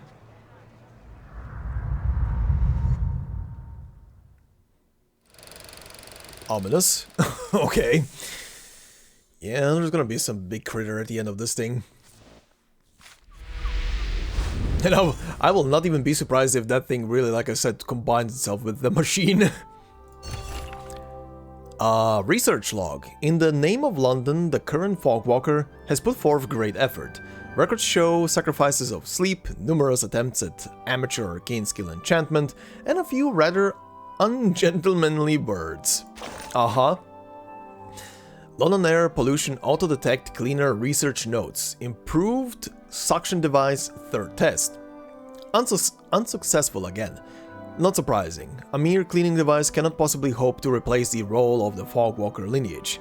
Amplifying the family's arcane skill may hold some promise, but with only 3 weeks left. Through Fizz, my goal is not to solve the unsolvable mysteries of the industrial era. I simply need to ensure that breathable air is available to all for the event's duration. That means faster filtering, broader reach, larger capacity, just for a short period of time, not forever. Arcane skill boosting device, 4th test. I could be off the mark on this one. Boosting the potency of arcane skills showed very limited effects. This line of thought failed to meet expectations, miserably so. It was a bloody waste of time. Air pollution purifier, 1st test. Thanks to the St. Pavlo Foundation for their ritual inscription techniques, the device works. I was on the right track somewhat. The Fogwalker's arcane skill may be irreplaceable, but this essentially doubles the number of hands we've got. By inscribing incantations onto a device like this, it's like having a duplicate of myself, working in tandem with me. Sadly, I'm not capable of supporting more than one of these, and the purification efficiency is still subpar. Right, the Fogwalker family is basically doing what he's building with the machine. They're basically purifying the fog. But yeah, one man cannot handle all of that. It's just gonna kill him in turn. So yeah, using ever advancing technology to help with that arcane stuff is definitely a good call. Air Pollution Purifier Mark III, first test. Even though the better call would be to just, you know, kinda do something about the air pollution itself. But that will take years. A complete catastrophe. I'm a fool, an idiot, a nincompoop. Curse it, curse it. Okay. Advanced Air Pollution Purifier, third test. What an astounding discovery by the Foundation. I've never heard of enchanting arcane skills onto everyday ordinary items before.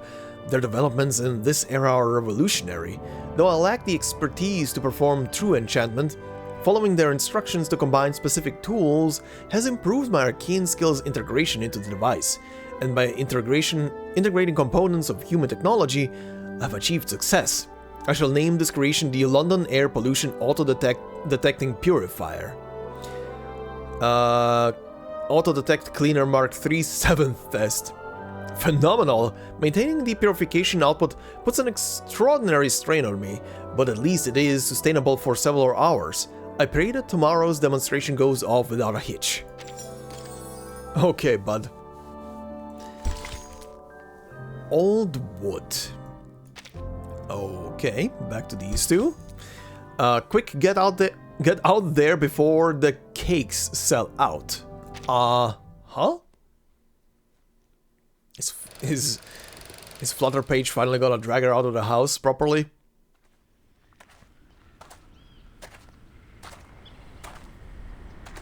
Knock knock. Which would make the world a better place? Art or a heart of gold? Neither. The little knocker-up of Flutterpage will. Flutterpage knocks on Willow's back door, but she receives no answer. Where's Miss Willow? She should be warming up by now. She walks a short loop around the perimeter of the house. Where's she gone? Miss Willow? Miss Willow! Silence. Knock knock. Don't jump to conclusions. Mr. Wind will tell you the truth. A gust of wind picks Flutterpage up, raising her high in the air.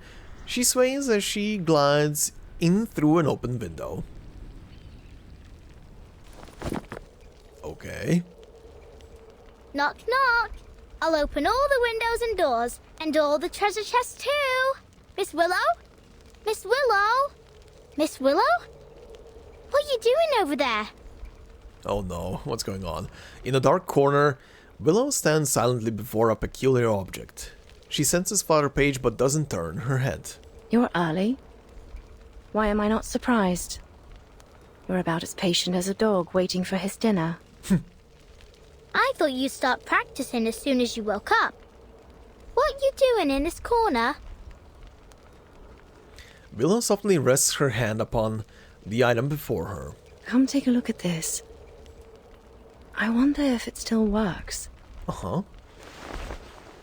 What the hell? Why does the tree stump have a face? The peculiar item sits still. What a strange thing. What is it? It's the sort of instrument called the didgeridoo. Come give it a try. First, put your hand on it like this. Flutterpage, imitating Willow, lays her hand on the didgeridoo. Okay. Then what? I'll teach you how to play it. Uh-huh. That leads into battle. Okay, what? What am I fighting? Why? Why? Okay. A hollow tree stump. It is still in its most natural form, with no strings attached or holes drilled like other instruments. It stands there silently, as if it's still a tree, waiting for the vibrations of arcane skills to stir its heart. Okay. Embrace rather than resist. That is a thing. Oh, this is a full team battle again. Okay. Imagine the note you want to play. Oh? And tell it to the didgeridoo.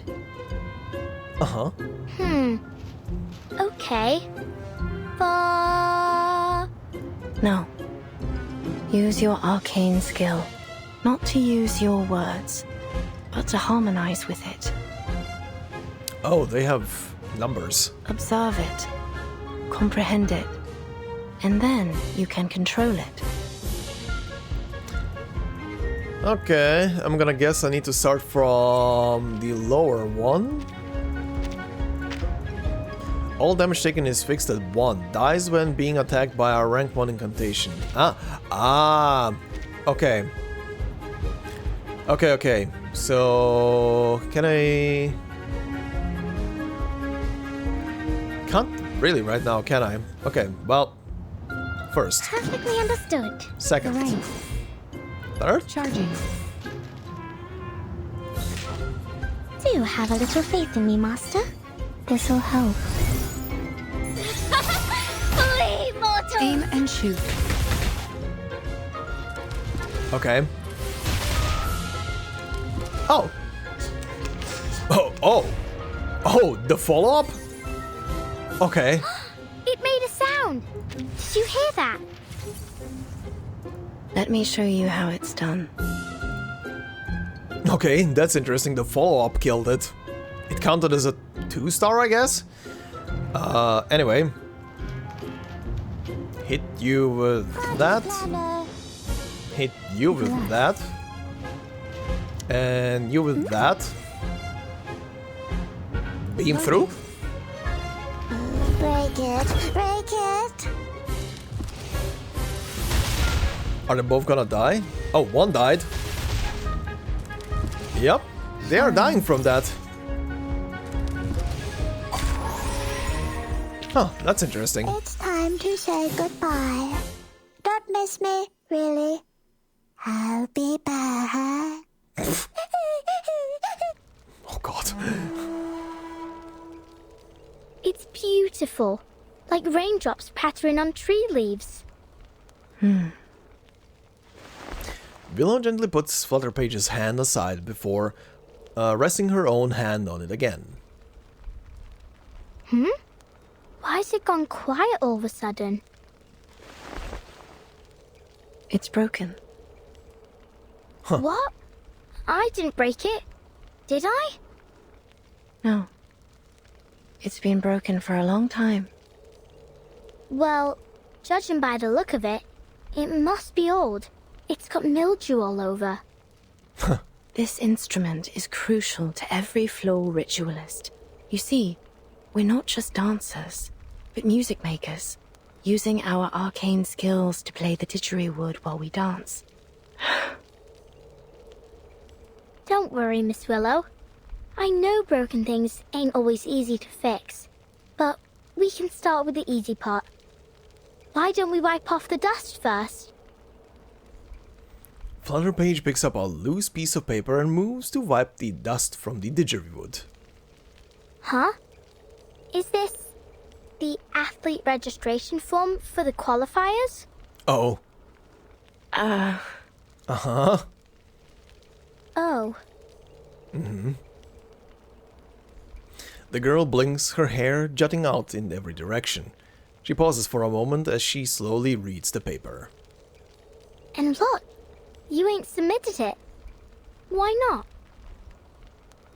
There's still time, isn't there? Mm-hmm. No! You already missed the window! Blimey! We've got to do something about this. Oh, that's right. Mr. Fogg said that 2 officers from the Australian headquarters would arrive in London today. I think we can ask them to pull the... What was the word? Strings? Willow doesn't respond. Anyway, we need to get a move on. I'll pull you up. Oh boy. Flutterpage tugs desperately at Willow, who steadfastly holds her ground, leaving them at an impasse. Oh boy, here we go again. Flutterpage. Maybe it's time to give up. Flutterpage turns her head. Give up? What do you mean, give up?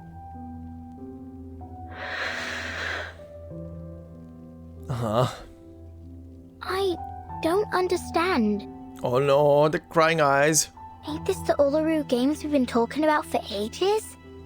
Think of all the effort you've made. You didn't jump up and down in the garden over and over again to dust it, did you? You're an athlete, not a feather duster. And you finished that move!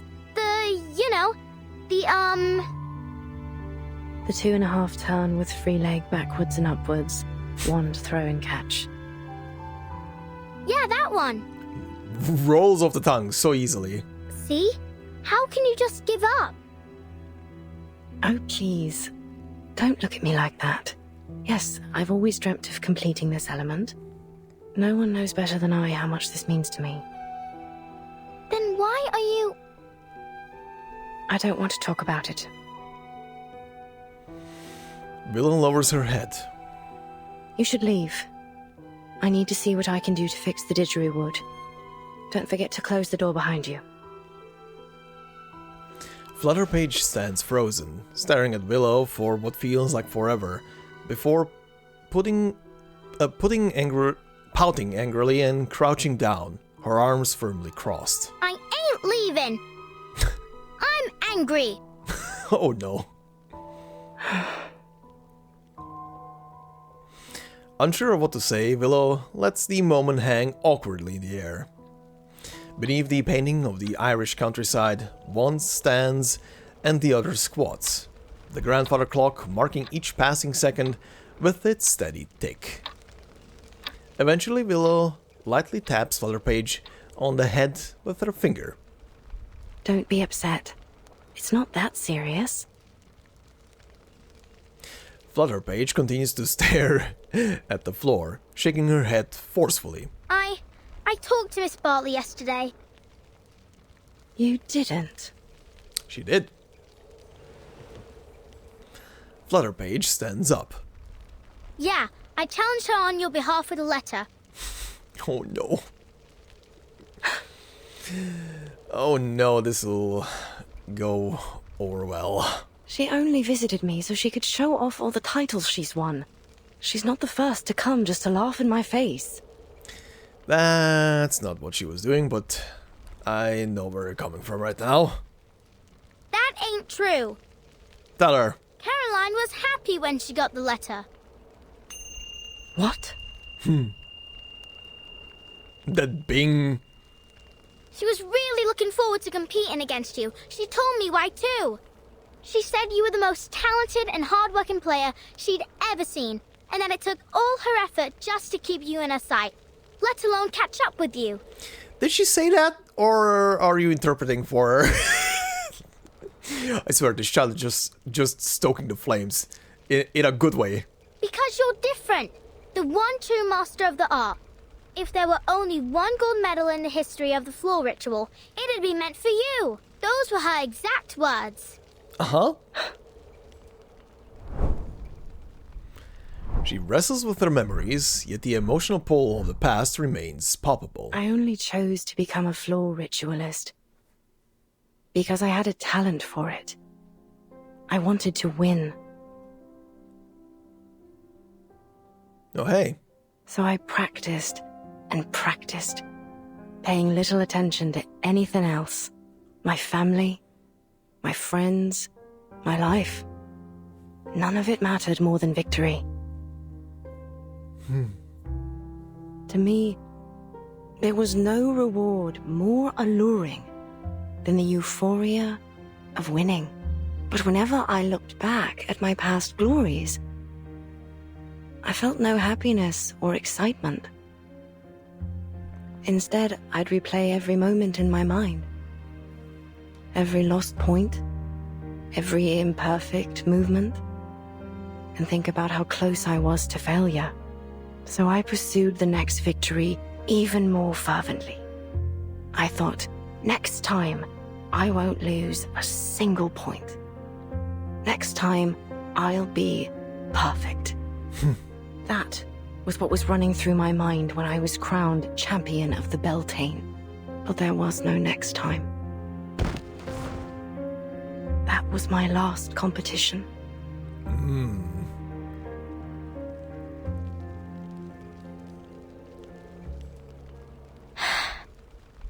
Oh. But you can still have a next time. You can still try again. Look at you. Your skills haven't dulled a bit.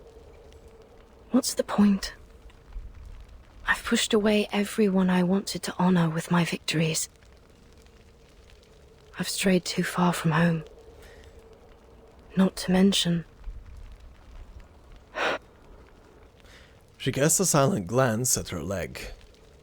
Okay, but are you happy when you do the floor ritual? Am I... happy? See? I love being a knocker-upper.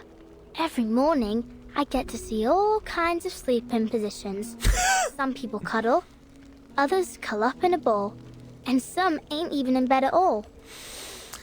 My dear, that is also called a voyeur, but sure, let's go with, with that. I like watching them wake up too, like newborn kittens learning to crawl. I know this is wholesome, but at the same time, the girl is getting into a very interesting mental state for later in life. And finally, when they completely open their eyes and stand on their feet, I feel a gust of fresh wind rushing out the window. It makes me happy. Aww. So what about you? Does the floor ritual make you happy? I don't know. The only thing that comes to mind is that after a game, me mam would take me to the old cake shop down the road and buy me a cheesecake. Oh. The same one every time. That was the only time I'd allow myself to eat dessert. It had raspberries and chocolate drizzled on top. I can still remember the taste. Sweet and tart, with a light bitterness. Oh! So what really makes you happy is the cheesecake after the game. What? Right, then let's get you registered for the qualifiers so you can have that post-game celebration cheesecake again. What are you... This child. Let's go talk to Mr. Fogg. I'm sure he can find a way to get you into the qualifiers. And if your leg's causing you trouble or anything, Miss Tooth Fairy can help you out. She is a doctor from the Foundation, after all. A doctor, not a witch, witch doctor? Wait. A delicate wind brushes past, causing her legs to lose their earlier stubbornness and follow Flutterpage out of the house. Don't you want to eat that cheesecake? They walked beside the paintings of Ireland. They wind their way through the willow-bound torches and mysterious vessels. Don't you think it'll make you happy? They pass through the house's front door. That cheesecake. Do it for the cheesecake. And leap out of the house. It will, right? Then let's go get it. Life's all about happiness, ain't it? This child. A surge of fresh air floods Willow's nostrils, hitting her like a full-on collision with the outside world. Lowering her gaze, she catches sight of Flutterpage hovering in the air, a delicate lock of hair swaying in the breeze. You... silly little buzzy. Using her hands spared from Flutterpage's tugging, Willow softly flicks at the silky strand of hair.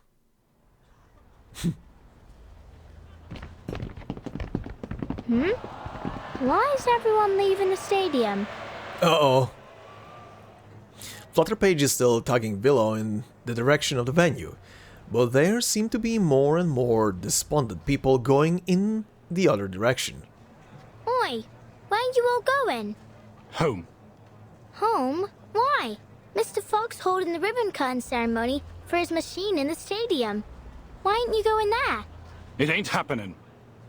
Pardon? I said it ain't happening. The ceremony. The Foundation officers cancelled the qualifiers.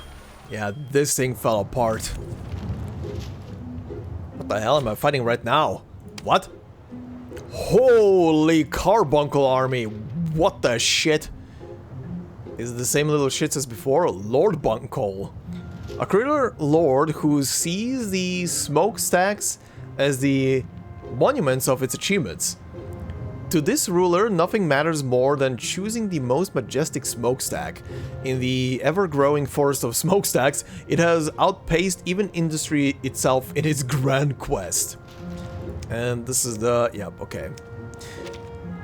What? Uh-huh. Which of these darlings shall we attend to first? Oh, hey, the machine is here. Anything special with the thing? Can I see it? Oh, I can. Mr. Fogg's invention. Pollutant filtration. At the end of the round dispels all poison from all characters. For each instance of poison dispelled, this unit loses 1% max HP. Ooh. Cleansing mission. At the start of the round, when having dispelled more than 10, 20, 30, 40 instances of poison, this unit gains Eureka +1. At the end of the round, dispels all poison... Oh, that was both of those. Okay, never mind. Okay. Well, you guys are gonna... Excuse me, paper in front of my nose. You guys are gonna die very quick anyway. To the left. Charging.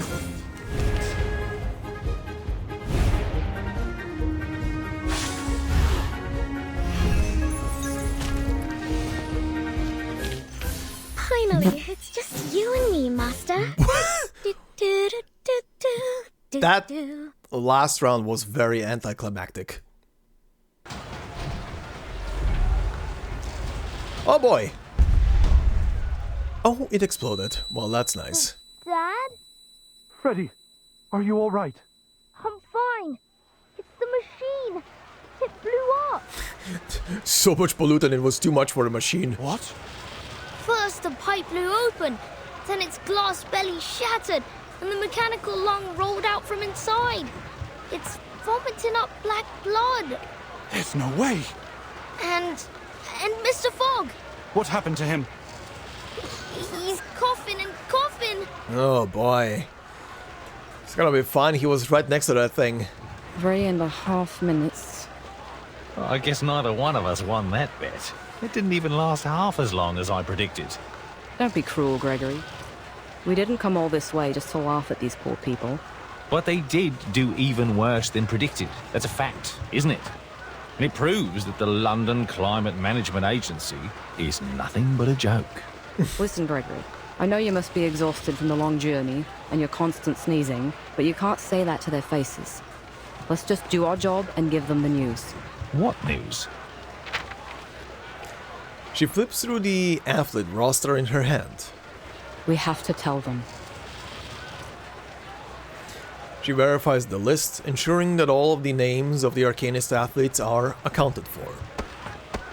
When she's done, she lightly pats Mr. Fogg on the shoulder. Mr. Fogg? Mr. Fogg? Mr. Fogg turns his head, his eyes vacant. It seems he hasn't yet got over the shock of this series of events. Nice, now slap another shock into his face. Please move aside. I need to use the microphone. Mr. Fogg slowly steps aside. Oi, miss. What are you... He quickly realizes the impropriety of his obstruction, tips his brim, and floats gently in the air. Ladies and gentlemen, thank you all for coming to the ceremony today.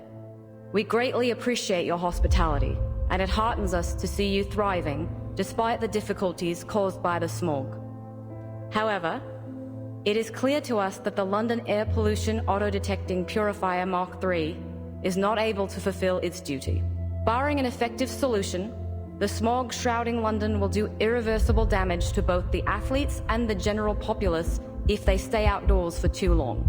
In light of this, and after much consideration, the Uluru International Committee has decided to cancel the London qualifiers for the Uluru Games.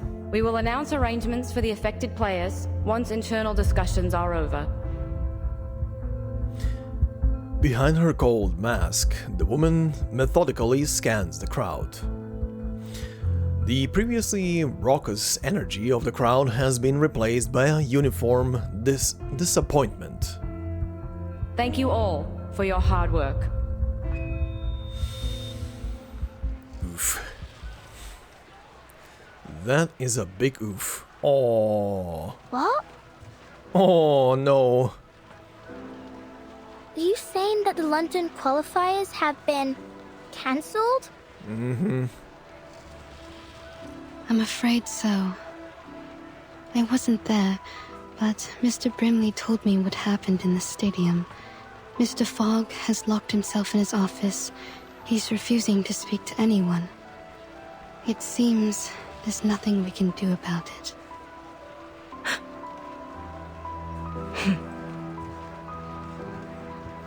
Willow pulls her hand away from Flutterpage's and gives her a solemn look. Oh, I just noticed the little tears in the corners of her eyes. Oh no. Miss Willow? Where are you going? Without a word, she turns and leaves. Miss Willow! Miss Willow! Oh. And she put so much effort to get her out of her house. She tries to chase after her, but a flood of workers sent to take down the site blocks her way. Miss Willow! Willow turns and gives her one last glance before slipping away into the bustling crowd.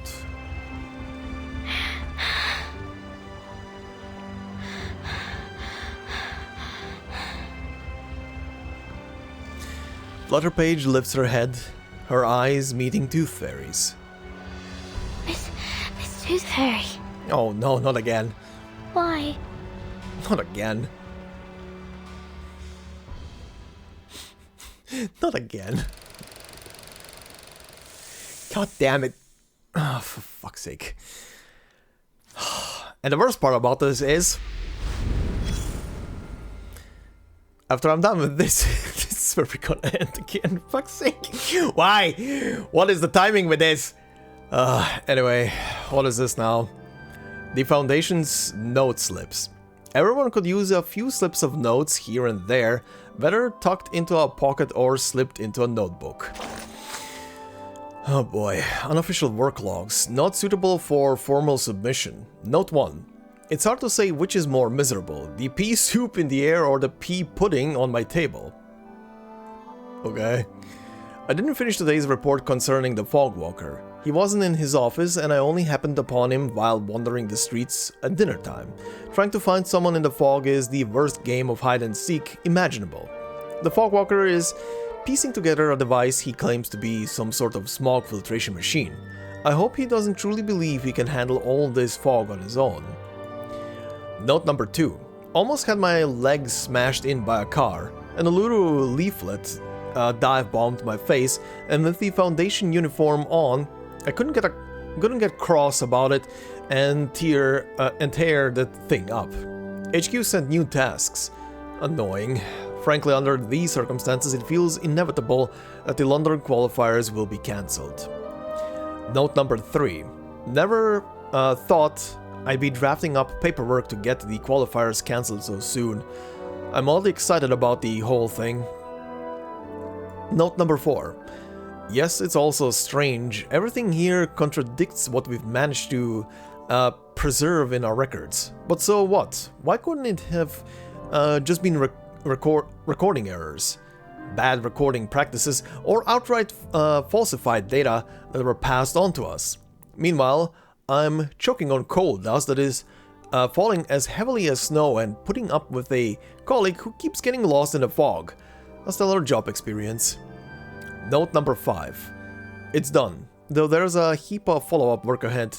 Honestly, I'm hoping that a magnificent contraption will actually succeed.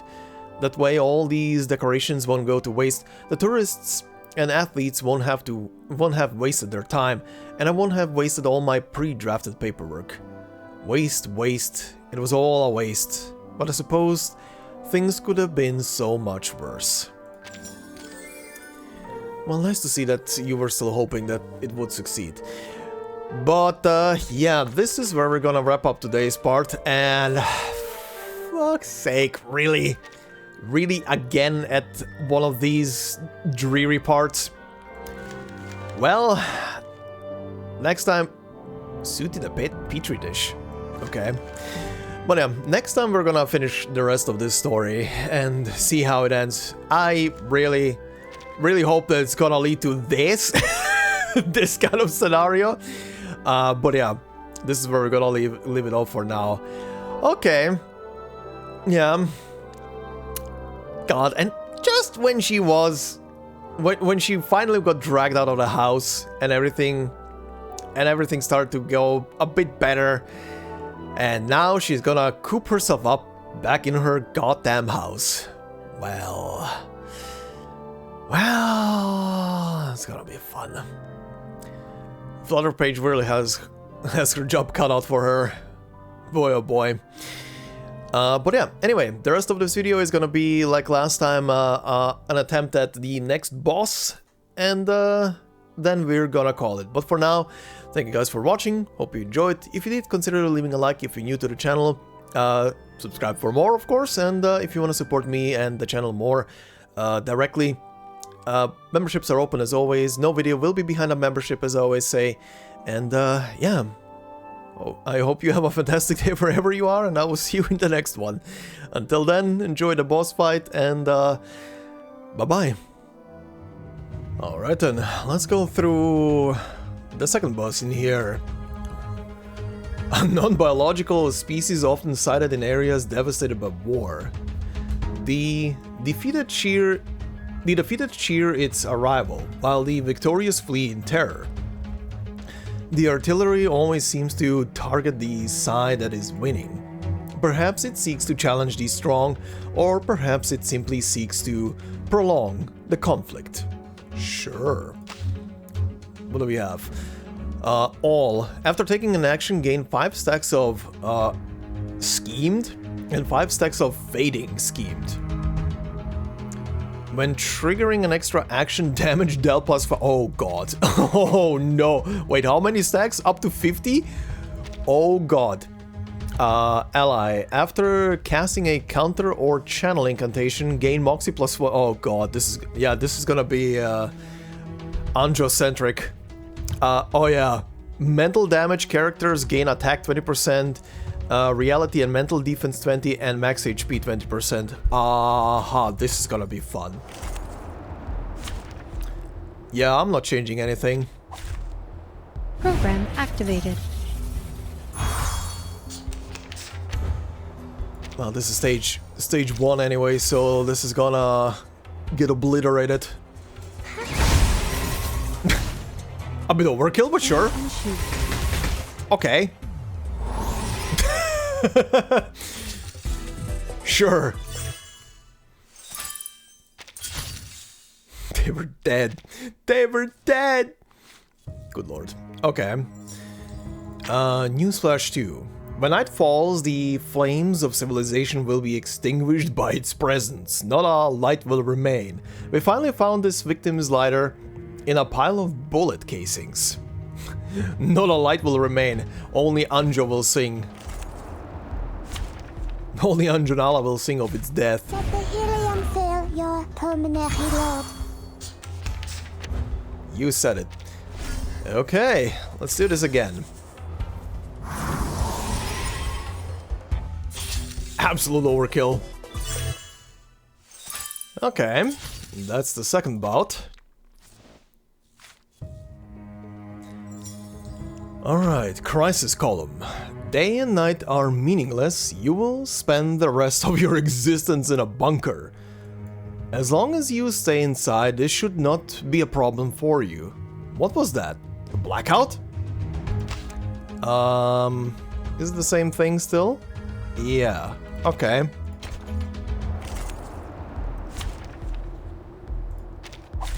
Let the helium fill your pulmonary lobe. Yes. Alright then. Perfectly understood. Okay, that's one health bar.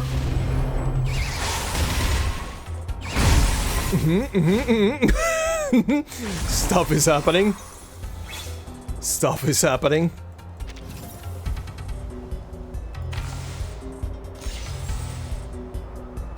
God damn it. Didn't give me the thing I wanted. Okay. Huh. Go with that again. That. Shall I, Master? Loading. And shoot. Please, allow me. Listen.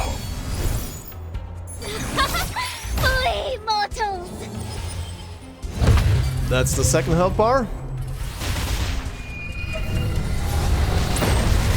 Jesus Christ. Oh my god, 56. Okay. Okay, now we're at the actual round. Now we're at actual damage. Alright, let's see. Yes. Yes. Understood. Yes. Big heal and big boom. Regaining control of our bodies. Stay back, I say! Flee, mortals! Jesus. Okay. Aim and shoot. Uh-huh. Aim and shoot indeed. Take a deep breath. Okay. Under attack. Ow. Hell's gates! Ow. Nice. So many debuffs on them. So many debuffs. Okay. Let's use yours. Re-heal just in case. I'm not trusting this shit. Do this. Actually, wait. Where's the party star? Yeah. Is it party planner? Do this and do that. Understood. The story begins with a bad adult who did this first. He fought at last. Journey through the cosmos. Do have a little faith in me, Master? Okay. That is set up.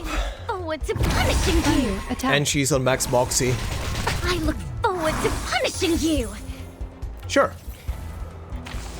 Not me though. Okay.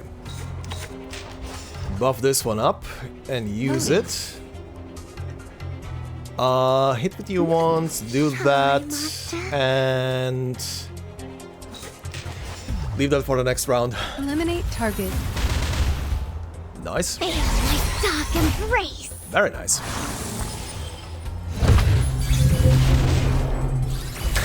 Time for Lucy to go nuts. I am the waves in the ocean and the stars in the And now for some disco power.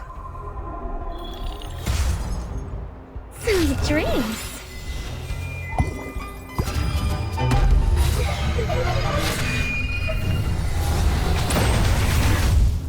Good God. Uh-huh. Yeah.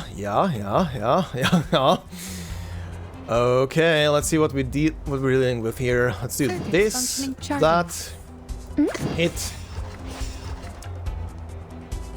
Feel like that was a waste, but anyway. I know this. That. I, robot, child of science.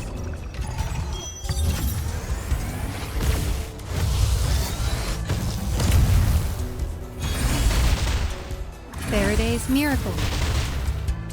Stay back, I say. Look.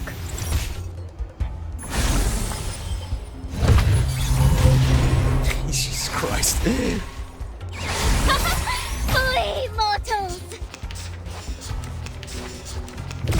Hell's gates! Under attack.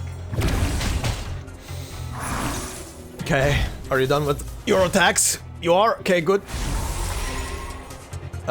Good, but I don't have a heal. I would love a heal right now.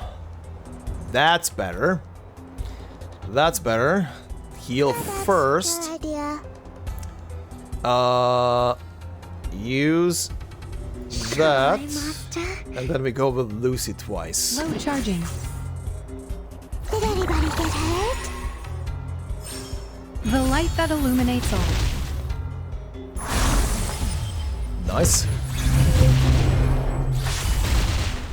target confirmed. Perfect. I am the waves in the ocean and the stars in the sky. Sweet dreams.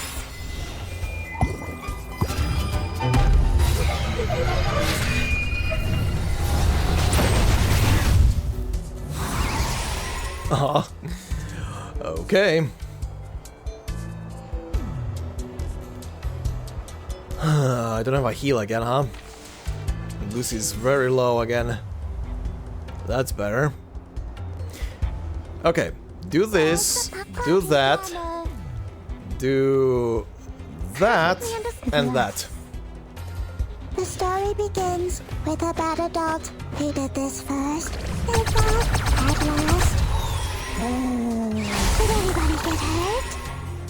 Please, allow me. Listen. Feel my dark embrace.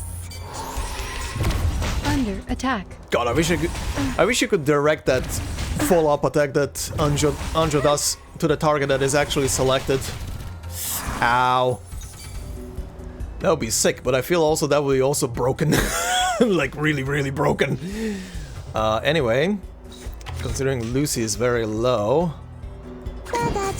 heal, functioning do properly. that, do her big one, and your skill. Did anybody get hurt? I, Robot, Child of Science.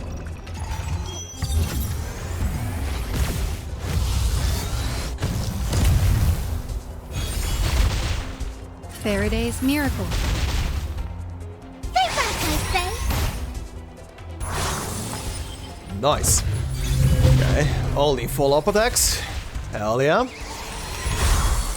Very good. Very good. Alright, buddy, my turn. This is gonna be interesting, I think. Don't really have... Mulligan the shit. Okay, I guess. Okay, I guess.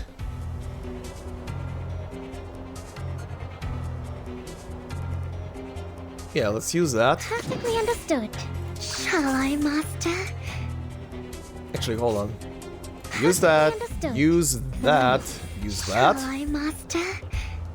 And heal up a tiny bit. I'm not trusting it. I am not trusting it. Flee, mortals! Boom. Okay. There we go. Ow. Ow. Forward to punishing you. Ow. Is that really the best you have to offer? Ow. I am the waves in the ocean and the stars in the sky.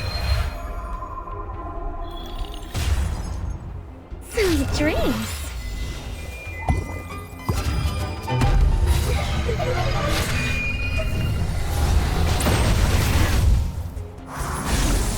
Nice.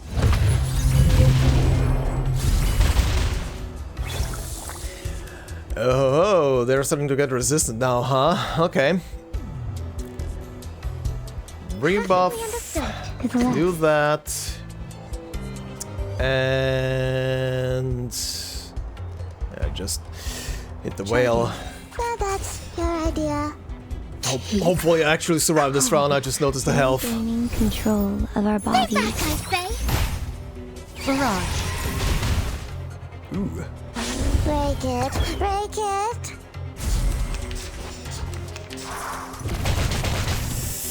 That's not good. Oh, that is definitely not good. Okay. Well, let's go with you now. Okay. Okay. I mean, she's ready, so why the hell not? Shall I, Master? Circuits functioning charging. I, Robot, Child of Science. Why the hell not?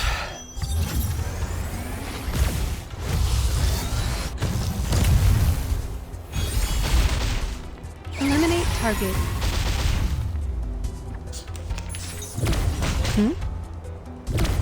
under attack. Ow, ow, ow, ow, ow. Ah, shit, she's dead.